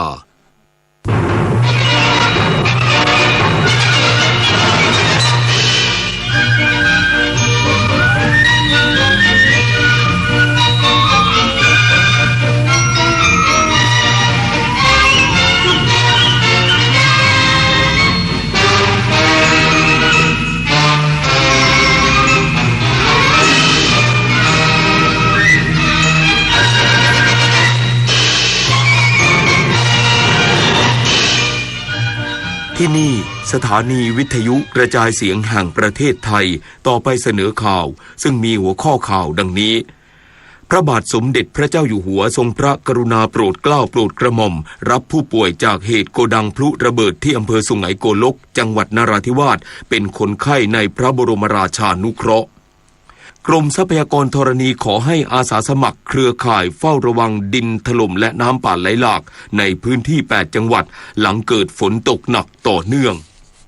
รัสเซียเตรียมเพิ่มการโจมตีโครงสร้างพื้นฐานทางทหารของยูเครนเพื่อตอบโต้กรณีที่ยูเครนโจมตีดินแดนของรัสเซียหม่อมหลวงเวคาพานุพันธ์ได้แชมป์โลกการแข่งขันเรือใบเยาวชน Youth World Sailing Championship ที่ประเทศกรีซต่อไปเป็นรายละเอียดของข่าวหมายกำหนดการพระราชพิธีทรงบำเพ็ญพระราชกุศลเนื่องในวันอาสาฬหบูชาและเทศกาลเข้าพรรษาพุทธศักราช 2566 เลขาธิการพระราชวังรับพระบรมราชโองการเหนือเกล้าเหนือกระหม่อมสั่งว่าการพระราชพิธีทรงบำเพ็ญพระราชกุศลเนื่องในวันอาสาฬหบูชาและเทศกาลเข้าพรรษาพุทธศักราช 2566 ทรงพระกรุณาโปรดเกล้าโปรดกระหม่อมให้กำหนดดังต่อไปนี้วันอังคารที่1สิงหาคม 2566 พระบาทสมเด็จพระเจ้าอยู่หัวและสมเด็จพระนางเจ้าพระบรมราชินีเสด็จพระราชดำเนินโดยรถยนต์พระที่นั่งไปยังวัดพระศรีรัตนศาสดารามในพระบรมมหาราชวังเวลา 17 นาฬิกาเสด็จเข้าพระอุโบสถทรงจุดเทียนพรรษาบูชาพระรัตนตรัยถวายพุ่มเทียนบูชาพระพุทธมหามณีรัตนปฏิมากรพระพุทธยอดฟ้าจุฬาโลกพระพุทธเลิศล่านภาลัยแล้วทรงจุดธูปเทียนเครื่องนมัสการทรงประเคนพุ่มเทียนแด่สมเด็จพระอริยวงศาคตญาณสมเด็จพระสังฆราชสกลมหาสังฆปรินายกสมเด็จพระราชาคณะพระราชาคณะแล้วเสด็จพระราชดำเนินกลับพระที่นั่งอัมพรสถานพระราชวังดุสิตอันหนึ่งในวันเดียวกันนี้หลังจากเสด็จพระราชดำเนินกลับแล้วทรงพระกรุณาโปรดเกล้าโปรดกระหม่อมให้พระราชวงศ์เสด็จแทนพระองค์ไปยังพิพิธภัณฑสถานแห่งชาติพระนครทรงจุดเทียนพรรษาบูชาพระรัตนตรัยและถวายพุ่มเทียนบูชาพระพุทธสิหิงค์ณพระที่นั่งพุทธไทยสวรรค์การแต่งกายแต่งเครื่องแบบปกติขาวพระบาทสมเด็จพระเจ้าอยู่หัวทรงพระกรุณาโปรดเกล้าโปรดกระหม่อมรับผู้ป่วยจากเหตุโกดังพลุระเบิดที่อำเภอสุไหงโกลกจังหวัดนราธิวาสเป็นคนไข้ในพระบรมราชานุเคราะห์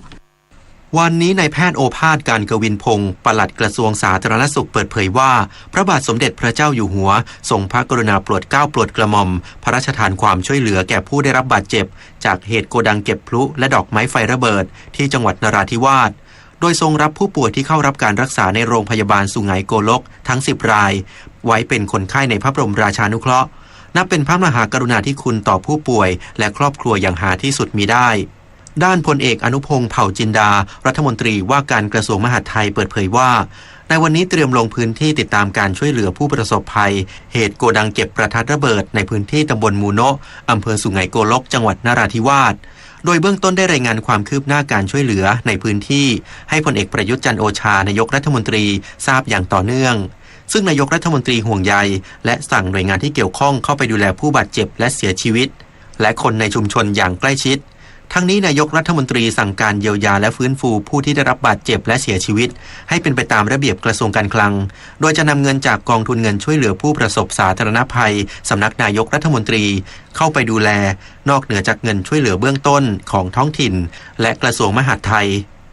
ขณะที่นายวันมูฮัมหมัดนอมัทาประธานรัฐสภากล่าวว่าได้ลงพื้นที่ติดตามและเยี่ยมให้กำลังใจผู้ประสบภัยจากเหตุโกดังเก็บดอกไม้เพลิงระเบิดที่บริเวณตลาดมูโนะจังหวัดนราธิวาสโดยฝากถึงกระทรวงมหาดไทยเร่งออกมาตรการในการป้องกันไม่เฉพาะในพื้นที่เท่านั้นคงต้องเป็นทั่วประเทศซึ่งดอกไม้ไฟประทัดคงจะมีอยู่หลายแห่งในหลายจังหวัดดังนั้นจึงต้องเร่งรัดสำรวจและหามาตรการป้องกันไม่ให้เกิดเหตุแบบนี้ขึ้นอีกสิ่งเหล่านี้เกิดขึ้นใกล้โรงเรียนใกล้ชุมชนหากเกิดระเบิดช่วงที่นักเรียนอยู่จะเกิดความเสียหายอย่างมากกระทรวงมหาดไทยคงต้องเร่งรัดสำรวจแล้วก็หามาตรการป้องกันไม่ให้เหตุเกิดขึ้นแบบนี้อีกนี้ถ้าหากว่า สิ่งเหล่านี้มันเกิดขึ้นอยู่ใกล้ชุมชนใกล้โรงเรียนแล้วก็เกิดระเบิดช่วงที่นักเรียนอยู่จะเสียหายมากกว่านี้อีกเพราะฉะนั้นคงต้องไม่ใช่มาสำรวจที่นี่อย่างเดียวคงต้องสำรวจทั่วประเทศและหาทางป้องกันไว้ทั่วประเทศเลยด้านนายสนั่นพงษ์อักษรผู้ว่าราชการจังหวัดนราธิวาสระบุว่าเจ้าหน้าที่ได้สันนิษฐานถึงสาเหตุการระเบิดเบื้องต้นว่าเกิดจากการเชื่อมเหล็กในโกดังเก็บประทัดแล้วเปลวไฟกระเด็นไปติดกล่องกระดาษเก็บดอกไม้เพลิงที่ตั้งกองสุมไว้กองใหญ่จนเกิดระเบิดขึ้นส่วนความคืบหน้าการตรวจสอบผู้กระทำความผิดขณะนี้อยู่ระหว่างออกหมายเรียกเจ้าของโกดังเก็บดอกไม้เพลิงมาให้ปากคำในส่วนของโกดังถ้าจะเพิ่งสร้างมาเมื่อสัก 3-4 เดือนนี่เองที่ว่าขอจากทางอปท.ในพื้นที่เนี่ยนะครับขออนุญาตถูกต้องในการสร้างโกดังมีทะเบียนพาณิชย์ในการขายของหน้าร้านแต่ว่าในเรื่องของการขายประทัดการเก็บรักษาการเคลื่อนย้ายเนี่ยประทัดดอกไม้ไฟพลุต่างๆเนี่ยมันต้องมีพระราชบัญญัติในเรื่องของอาวุธปืนเครื่องระเบิดเครื่องประกอบอะไรต่างๆเหล่านี้นะครับมีตรงนี้อยู่ด้วยก็ไม่ได้ขออนุญาตในเรื่องนี้ไม่ได้ขออนุญาตขณะที่กรมประชาสัมพันธ์ขอเชิญชวนผู้มีจิตศรัทธาร่วมบริจาคช่วยเหลือผู้ประสบภัยจากเหตุโกดังเก็บดอกไม้เพลิงระเบิดที่อำเภอสุไหงโกลกจังหวัดนราธิวาสผ่านบัญชีธนาคารกรุงไทยสาขานราธิวาสชื่อบัญชีเงินช่วยเหลือผู้ประสบภัยมูโนะเลขที่บัญชี 905-366-1220 ทั้งนี้ขอย้ำเตือนประชาชนว่าช่องทางการเปิดรับบริจาคจะทำการเปิดรับผ่านบัญชีนี้บัญชีเดียวเท่านั้นเอกวินกากนิกรายงานกรมทรัพยากรธรณีขอให้อาสาสมัครเครือข่ายเฝ้าระวังดินถล่มและน้ำป่าไหลหลากไปจนถึงวันที่2 สิงหาคมนี้ในพื้นที่8จังหวัดหลังเกิดฝนตกหนักต่อเนื่องศูนย์ปฏิบัติการธรณีพิบัติภัยกรมทรัพยากรธรณีได้ออกประกาศขอให้อาสาสมัครเครือข่ายกรมทรัพยากรธรณีและประชาชนทั่วไปเฝ้าระวังภัยดินถล่มและน้ำป่าไหลหลากตั้งแต่วันนี้ถึงวันที่2 สิงหาคมในพื้นที่จังหวัดเชียงใหม่เชียงรายน่านแม่ฮ่องสอนตากกาญจนบุรีจันทบุรีและตราดโดยเฉพาะในพื้นที่เสี่ยงภัยดินถล่มและน้ำป่าไหลหลากบริเวณอำเภออมก๋อยฮอดแม่แจ่มจอมทองแม่วางจังหวัดเชียงใหม่อำเภอขุนตาลเวียงแก่นเชียงของแม่ฟ้าหลวงจังหวัดเชียงรายอำเภอบ่อเกลือปัวทุ่งช้างจังหวัดน่านอำเภอศพเมยแม่ลาน้อยเมืองแม่เสรียงขุนยวมจังหวัดแม่ฮ่องสอนอำเภอท่าสองยางอุ้มผางแม่ระมาดจังหวัดตากอำเภอทองผาภูมิสังขละบุรีจังหวัดกาญจนบุรีอำเภอเมืองขลุงเขาคิชกูฏมะขามจังหวัดจันทบุรีอำเภอบ่อไร่เกาะช้างเขาสมิงจังหวัดตราดเนื่องจากมีฝนตกหนักต่อเนื่องหลายวันวัดปริมาณน้ำฝนในรอบ24ชั่วโมงได้มากกว่า100มิลลิเมตรและวัดปริมาณน้ำฝนสะสม3วันได้มากกว่า300มิลลิเมตรทำให้ชั้นดินบนภูเขาอุ้มน้ำไว้มากและเริ่มมีน้ำป่าไหลหลากในบางพื้นที่แล้วอาจส่งผลให้เกิดแผ่นดินถล่มได้ทั้งนี้ขอให้อาสาสมัครเครือข่ายเฝ้าระวังแจ้งเตือนธรณีพิบัติภัยของกรมทรัพยากรธรณีเตรียมความพร้อมเฝ้าระวังภัยและวัดปริมาณน้ำฝนอย่างต่อเนื่องหากเกิดเหตุให้แจ้งเตือนสถานการณ์ดินถล่มและน้ำป่าไหลหลากให้ประชาชนในหมู่บ้านได้รับทราบและแจ้งหน่วยงานที่เกี่ยวข้องพร้อมปฏิบัติตามแผนเฝ้าระวังด้วยสวทช.ร่วมกับกระทรวงสาธารณสุขพัฒนาแพลตฟอร์มทันระบาดสนับสนุนการเฝ้าระวังและควบคุมการระบาดของโรคไข้เลือดออกเชิงรุกต่อยอดสู่แอปพลิเคชันรู้ทันเพื่อเป็นเครื่องมือให้ประชาชนใช้ติดตามสถานการณ์การระบาดของโรคไข้เลือดออกนางสาวนายนาสหเวชภัณฑ์หัวหน้าทีมวิจัยการจำลองและระบบขับเคลื่อนด้วยข้อมูล Nectech สวทช.กล่าวว่าNectech สวทช.ร่วมกับกรมควบคุมโรคเปิดตัวแพลตฟอร์มทันระบาดตั้งแต่ปี 2559 สนับสนุนการวางแผนป้องกันและควบคุมการระบาดของโรคไข้เลือดออกที่มีประสิทธิภาพและเท่าทันสถานการณ์มากยิ่งขึ้นและเพื่อให้ประชาชนรู้เท่าทันและป้องกันตนเองจากโรคไข้เลือดออกอย่างร่วมกันพัฒนาต่อยอดทันระบาดสู่แอปพลิเคชันรู้ทันให้เป็นเครื่องมือแจ้งเตือนความเสี่ยงของโรคไข้เลือดออกตามพิกัดที่ผู้ใช้งานอยู่ณขณะนั้นพร้อมคำแนะนำในการป้องกันตนผู้ใช้งานยังดูข้อมูลในรูปแบบแผนที่ตั้งแต่ระดับตำบลถึงระดับภาพรวมประเทศเพื่อแจ้งเตือนคนรู้จัก หรือวางแผนเตรียมอุปกรณ์ป้องกันอาทิเสื้อแขนยาวยากันยุงก่อนเดินทางไปยังพื้นที่เสี่ยงได้อย่างไรก็ดีแอปพลิเคชันรู้ทันยังสามารถแจ้งเตือนความเสี่ยงด้านสุขภาพอื่นๆเช่นการระบาดของโรคโควิด -19 สถานการณ์ฝุ่นละอองขนาดเล็ก PM 2.5 ค่าดัชนีความร้อนที่อาจนำไปสู่โรคลมแดดรวมถึงสภาพอากาศให้ประชาชนทราบในแอปพลิเคชันเดียวทั้งนี้ประชาชนสามารถดาวน์โหลดแอปพลิเคชันรู้ทันเพื่อใช้งานได้ที่ Play Store และ App Storeสินเชื่อ GSB Go Green จากธนาคารออมสินสนับสนุนเงินทุนในการติดตั้งและซื้ออุปกรณ์พลังงานทดแทนสำหรับบุคคลธรรมดา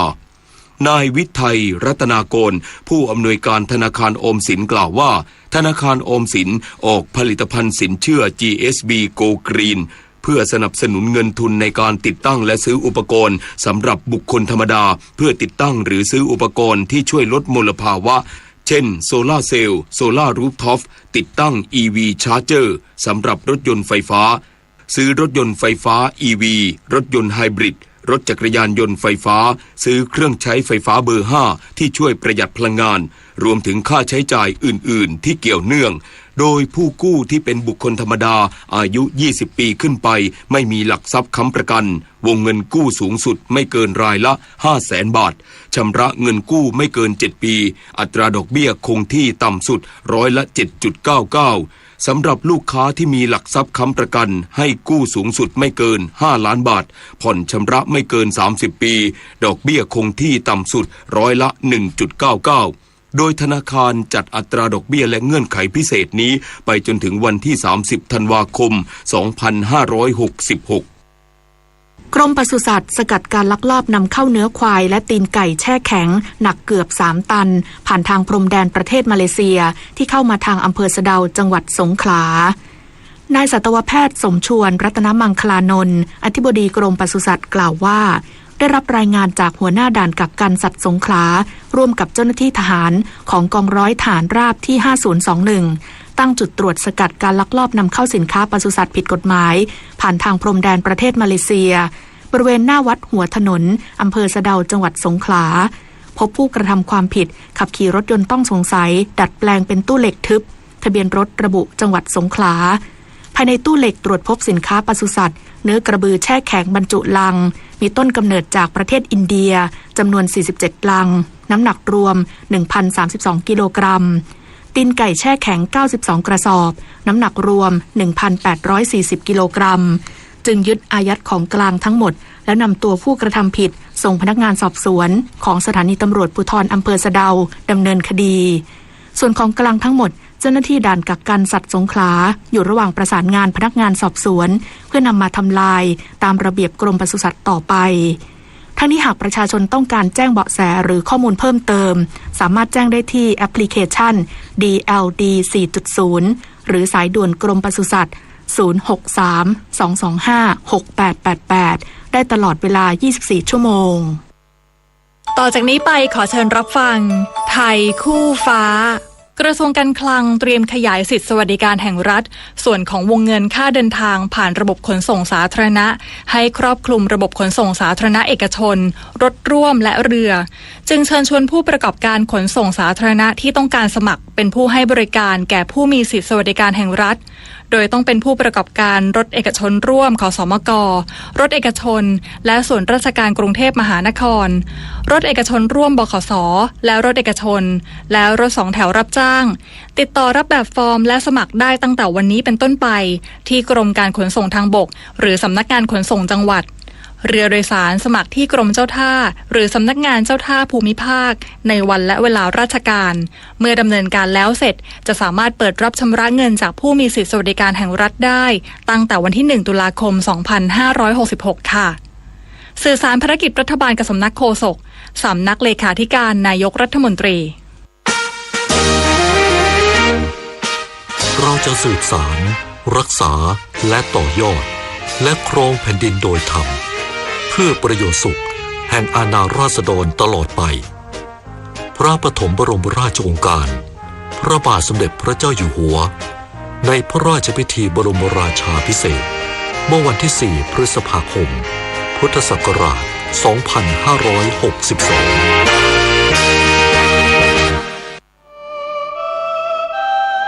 ชีวิตมนุษย์มีสุขมีทุกข์ดีใจเสียใจผ่านอุปสรรคและปัญหามากมายในแต่ละวันสงบนิ่ง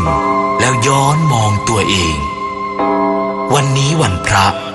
น้อมนำธรรมะสู่ชีวิตเตือนสติคนไทยทั้งชาติ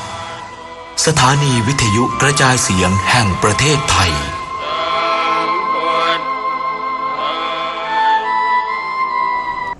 7:16 นาทีต่อไปรับฟังข่าวต่างประเทศพลเอกเซอร์เกย์ชอยกูรัฐมนตรีกลาโหมรัสเซียออกแถลงการณ์ที่ระบุว่ากองทัพรัสเซียเตรียมเพิ่มการโจมตีโครงสร้างพื้นฐานทางทหารของยูเครนเพื่อตอบโต้กรณีที่กองกำลังยูเครนมุ่งโจมตีโครงสร้างพื้นฐานของพลเรือนในดินแดนที่อยู่ภายใต้การควบคุมของรัสเซียทั้งนี้แถลงการดังกล่าวมีขึ้นหลังกองทัพรัสเซียสามารถสกัดกั้นการโจมตีของอากาศยานไร้คนขับหรือโดรนของยูเครนในกรุงมอสโกและคาบสมุทรไครเมียของรัสเซียเมื่อวันอาทิตย์ที่ผ่านมาโดยพลเอกชอยกูย้ำว่ากองทัพรัสเซียจะยกระดับการป้องกันการโจมตีทั้งจากทางอากาศและทางทะเลขณะที่ประธานาธิบดีโวโลดิเมียร์เซเลนสกี้ผู้นำยูเครนระบุว่าสงครามกำลังจะกลับไปเกิดขึ้นในดินแดนของรัสเซียซึ่งเป็นสิ่งที่ไม่อาจหลีกเลี่ยงขณะเดียวกันยูเครนเตรียมพร้อมรับการโจมตีของกองทัพรัสเซียต่อโครงสร้างพื้นฐานด้านพลังงานในช่วงฤดูหนาวที่กำลังจะมาถึงนางเออร์ซูลา ฟอนเดอร์เลเยนประธานคณะกรรมาการยุโรปเปิดเผยระหว่างการแถลงร่วมกับประธานาธิบดีเฟอร์ดินานด์ มาโกส จูเนียร์ผู้นำฟิลิปปินส์ที่กรุงมะนิลาเมืองหลวงของฟิลิปปินส์เมื่อวานนี้โดยระบุว่าสหภาพยุโรปและฟิลิปปินส์เห็นพ้องที่จะเริ่มการเจรจาข้อตกลงการค้าเสรีหรือ FTA อีกครั้งโดยคณะทำงานของทั้งสองฝ่ายจะเริ่มทำงานทันทีเพื่อกำหนดเงื่อนไขที่เหมาะสมสำหรับการกลับเข้าสู่กระบวนการเจรจา FTA ซึ่งมีศักยภาพอย่างมหาศาลกับทั้งสหภาพยุโรปและฟิลิปปินส์ในด้านการสร้างงานและการเจริญเติบโตทางเศรษฐกิจขณะที่ประธานาธิบดีมาโกสแสดงความยินดีต่อการฟื้นฟูการเจรจาข้อตกลง FTA ฟิลิปปินส์สหภาพยุโรปและคณะทำงานของรัฐบาลฟิลิปปินส์จะทำงานร่วมกับผู้เชี่ยวชาญของสหภาพยุโรปเพื่อบรรลุข้อตกลง FTA ดังกล่าวซึ่งการเจรจาหยุดชะงักมาตั้งแต่ปี 2560 กระทรวงเศรษฐกิจของสหรัฐอาหรับเอมิเรตส์ประกาศระงับการส่งออกข้าวและการส่งออกข้าวกลับไปยังต่างประเทศซึ่งจะรวมถึงข้าวที่นำเข้ามาจากอินเดียเป็นการชั่วคราวเป็นระยะเวลา 4 เดือนตั้งแต่วันศุกร์ที่ผ่านมาโดยมาตรการดังกล่าวจะครอบคลุมถึงการส่งออกข้าวกล้องข้าวสารและปลายข้าวอย่างไรก็ตามผู้ที่มีความประสงค์จะส่งออกข้าวหรือส่งออกข้าวกลับไปยังต่างประเทศต้องยื่นคำร้องต่อกระทรวงเศรษฐกิจเพื่อขออนุญาตสำหรับการส่งออกข้าวต่อไปรับฟังข่าวกีฬาค่ะการแข่งขันยกน้ำหนักยุวชนและเยาวชนชิงชนะเลิศแห่งเอเชียที่กรุงนิวเดลีประเทศอินเดียทีมจอมพลังไทยเก็บเหรียญรางวัลเพิ่มต่อเนื่องโดยรุ่นเยาวชนหญิง55กิโลกรัมนัชชาแก้วน้อยโชว์ฟอร์มเยี่ยมคว้า2เหรียญทองจากท่าครูนันเจิกยกได้100กิโลกรัมและน้ำหนักรวม176กิโลกรัมบวก1เหรียญเงินจากท่าสแนทยกได้76กิโลกรัมเหรียญทองเป็นของอุซเบกิสถาน78กิโลกรัมทางด้านยุวชนหญิง49กิโลกรัมพนิดาเด่นดวงคว้า3เหรียญทองแดงจากท่าสแนท67กิโลกรัมครูนันเจิก84กิโลกรัมและน้ำหนักรวม151กิโลกรัมส่วน3เหรียญทองเป็นของโจดี้เปรันต้าจากฟิลิปปินส์ท่าสแนท73กิโลกรัมครูนันเจิก87กิโลกรัมและน้ำหนักรวม160กิโลกรัมต่อกันที่การแข่งขันเรือใบเยาวชนชิงแชมป์โลกยูทเวิลด์เซลลิงแชมเปี้ยนชิพที่ประเทศกรีซหม่อมหลวงเวคาพานุพันธ์คว้าแชมป์เรือใบประเภท ILCA4 ได้สำเร็จอันดับ2เป็นของไผ่แจมจากสหรัฐอเมริกาและที่3จิโรติโรเลนโซจากอิตาลีซึ่งการได้แชมป์โลกของหม่อมหลวงเวคาในครั้งนี้ทำให้ความหวังชัดเจนขึ้นในกีฬาเอเชียนเกมที่นครหางโจวเนื่องจากคู่แข่งคนสำคัญสิงคโปร์ที่เข้าร่วมการแข่งขันในครั้งนี้อยู่ในอันดับที่38การแข่งขันกีฬามหาวิทยาลัยโลกครั้งที่31เฉิงตู2021สาธารณรัฐประชาชนจีนกีฬาเทควันโดประเภทต่อสู้รุ่นน้ำหนัก54กิโลกรัมชายเซลวิทมหามัดนักศึกษาจากมหาวิทยาลัยกรุงเทพธนบุรีประเดิมคว้าเหรียญรางวัลแรกให้กับทัพนักกีฬาไทยด้วยการชนะนักกีฬาจากโอมานอาเซอร์ไบจานและญี่ปุ่นแต่มาพลาดแพ้คู่แข่งจากอิหร่าน มาดีอินฟาวตี้ฮาจิมูซาอีในรอบรองชนะเลิศ0-2 ยกทำให้ได้เหรียญทองแดงปลอบใจส่วนกีฬาบูซูประเภทต่อสู้รุ่น52กิโลกรัมชายอาร์แมนเพงไซเจ้าของเหรียญเงินกีฬาซีเกมครั้งที่32ลงแข่งในรอบก่อนรองชนะเลิศเดินหน้าออกอาวุธได้อย่างต่อเนื่องชนะหวังโอโฮจากฮ่องกงทั้ง2 ยกผ่านเข้ารอบรองชนะเลิศการันตีเหรียญทองแดงแน่นอนและเป็นอย่างน้อยโดยในรอบตัดเชือกจะพบกับปรามาตาลักษมานาปานดูจากอินโดนีเซียในวันนี้ทีมวอลเลย์บอลหญิงทีมชาติไทยชุดยู19เดินทางถึงกรุงบูดาเปสต์ประเทศฮังการีเตรียมแข่งขันวอลเลย์บอลหญิงอายุต่ำกว่า19ปีชิงแชมป์โลกระหว่างวันที่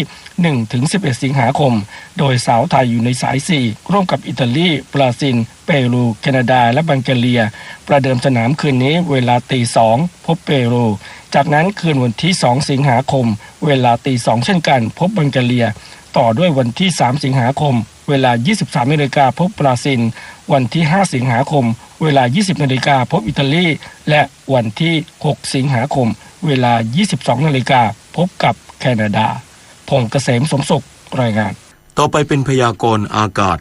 กรมอุตุนิยมวิทยาพยากรณ์อากาศ24ชั่วโมงข้างหน้ามรสุมตะวันตกเฉียงใต้กำลังค่อนข้างแรงพัดปกคลุมทะเลอันดามันประเทศไทยและอ่าวไทยในขณะที่ร่องมรสุมกำลังปานกลางพาดผ่านภาคเหนือตอนบนของประเทศไทยและประเทศลาวตอนบนเข้าสู่หย่อมความกดอากาศต่ำบริเวณประเทศเวียดนามตอนบนลักษณะเช่นนี้ทำให้ประเทศไทยมีฝนเพิ่มขึ้นและมีฝนตกหนักบางแห่งโดยมีฝนตกหนักมากบางพื้นที่บริเวณภาคเหนือภาคตะวันออกเฉียงเหนือและภาคตะวันออกขอให้ประชาชนในบริเวณดังกล่าวระวังอันตรายจากฝนตกหนักถึงหนักมากและฝนที่ตกสะสมซึ่งอาจทำให้เกิดน้ำท่วมฉับพลันและน้ำป่าไหลหลากไว้ด้วย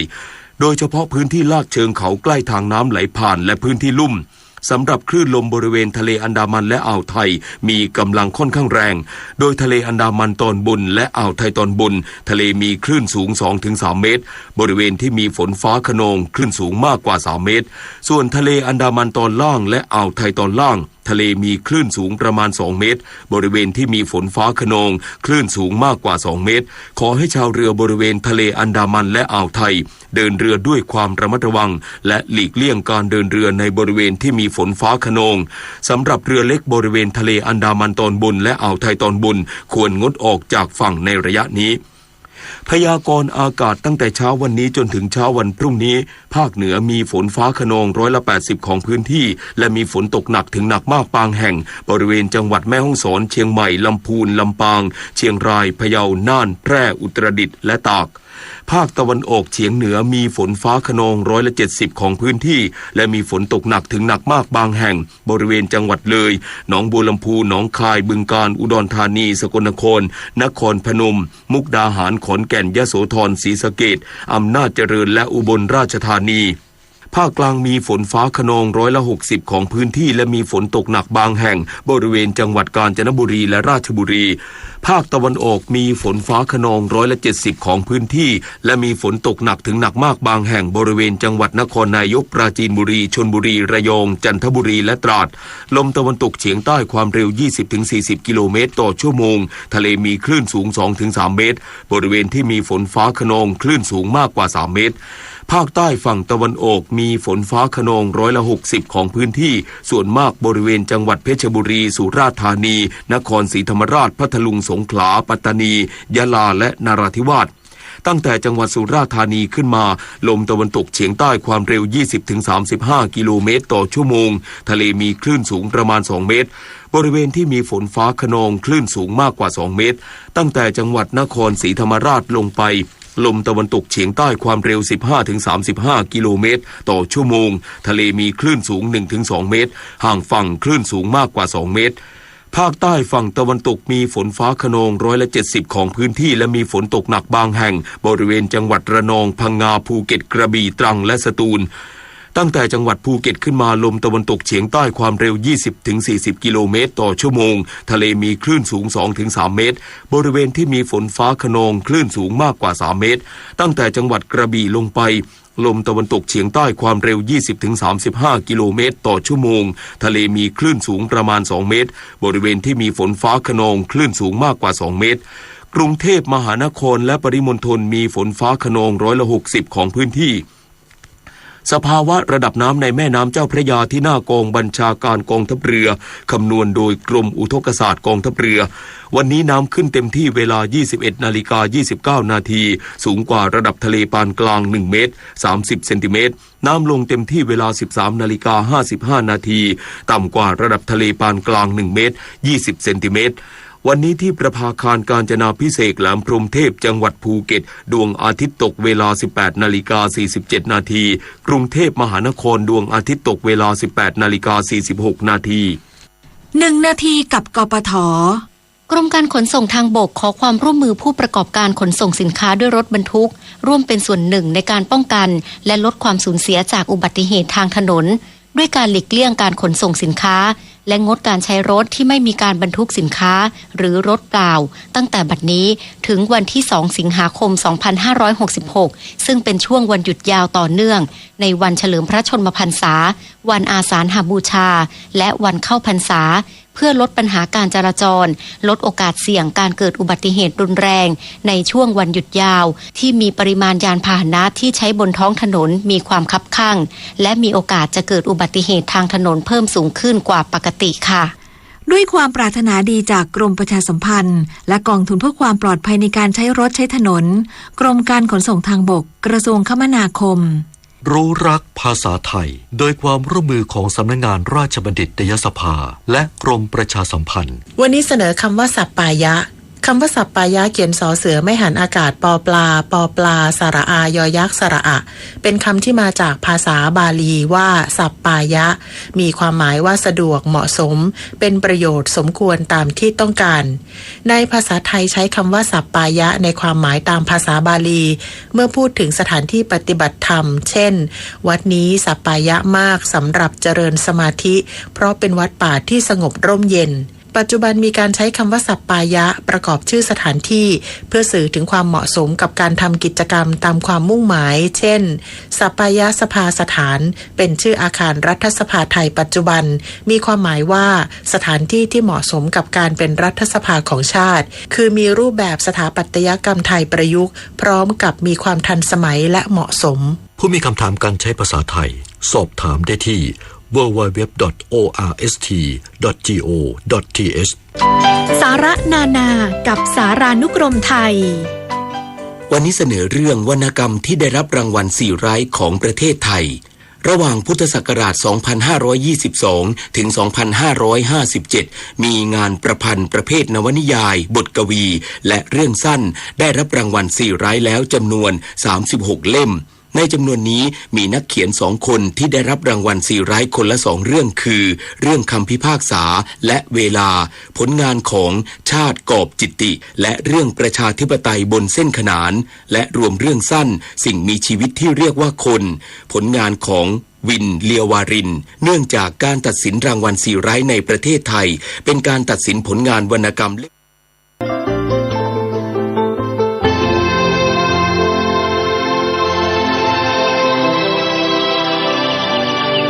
วันนี้เป็นวันพระขอเรียนเชิญพุทธศาสนิกชนทุกท่านมากลั่นจิตให้ใสกลั่นใจให้เป็นบุญด้วยการให้ทานรักษาศีลและเจริญจิตภาวนาน้อมจิตให้เข้าถึงพระรัตนตรัย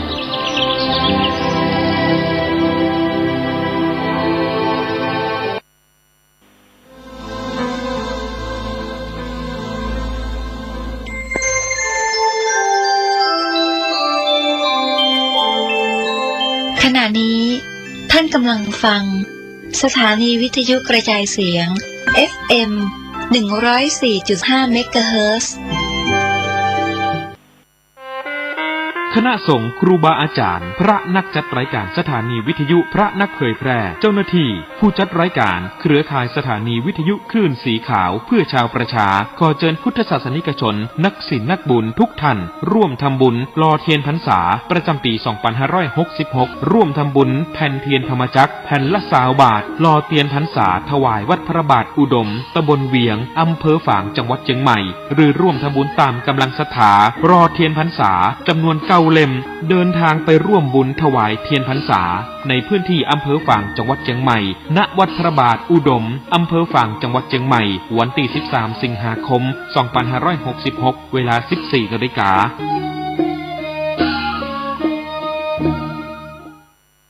ข่าวสารประการประชาสัมพันธ์ประกาศเชิญชวนร่วมพิธีแสดงมุทิตาจิตฉลองปริญญาบัตรพุทธศาสตร์ดุษฎีบัณฑิตสาขาวิชาพระพุทธศาสนารุ่นที่ 18/10 กับพระครูประหลัดกิติพงศ์กิติโสพโนด็อกเตอร์เลขานุการเจ้าคณะตำบลสันทรายน้อยถึงตำบลสันพเนตรผู้ช่วยเจ้าอาวาสวัดสันขยอมตำบลสันทรายน้อยอำเภอสันทรายจังหวัดเชียงใหม่จัดงานมุทิตาวันเสาร์ที่ 19 และวันอาทิตย์ที่ 20 สิงหาคม 2566 ก็เชิญชวนศรัทธาสาธุชนศิษยานุศิษย์ร่วมมุทิตาจิตร่วมเป็นเจ้าภาพสังฆทานเป็นเจ้าภาพโรงทานก็ติดต่อสอบถามรายละเอียดเพื่อร่วมทำบุญได้ที่ 0962629694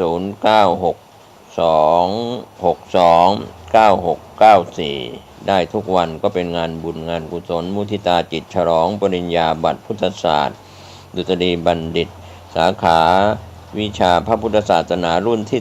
18/10 แด่ท่านพระครูประหลัดกิติพงศ์กิติโสพโนด็อกเตอร์เลขานุการเจ้าคณะตำบลสันทรายน้อยถึงสันพเนตรผู้ช่วยเจ้าวาดวัดสันขยอมตำบลสันทรายน้อยอำเภอสันทรายจังหวัดเชียง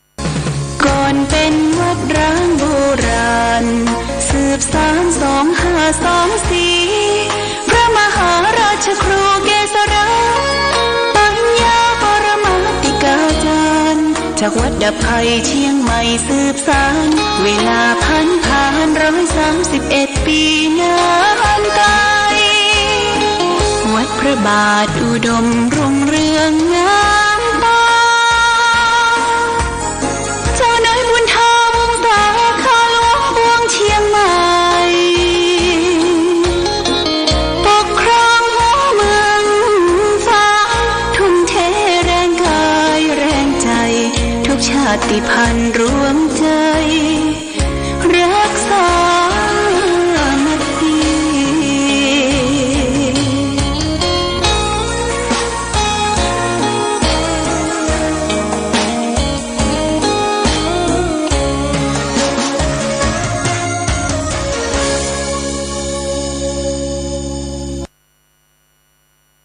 เครือข่ายวิทยุชุมชนภาคเหนือ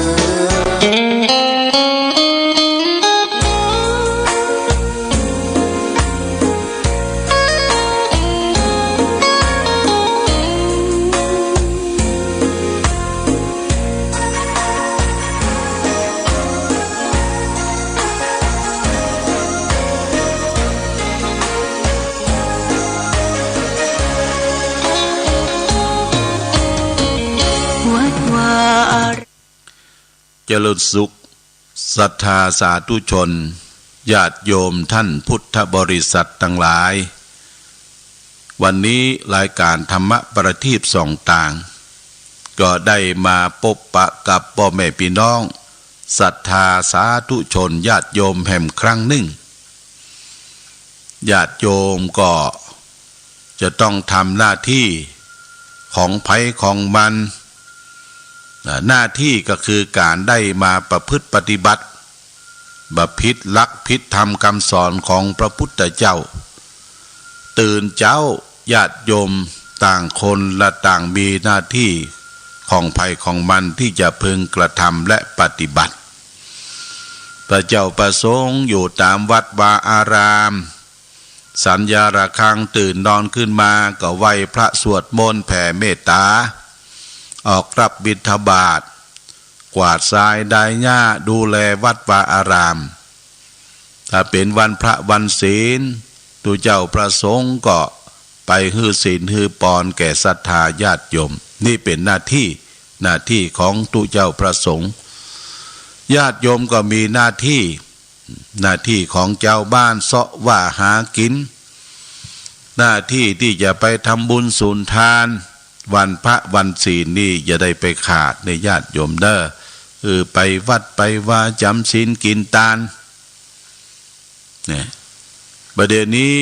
ช ช่วงนี้อาตมาภาพก็เปิดโอกาสให้ศรัทธาญาติโยม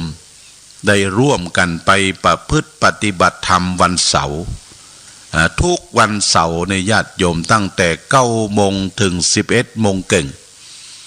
ณที่สำนักปฏิบัติธรรมแหล่งที่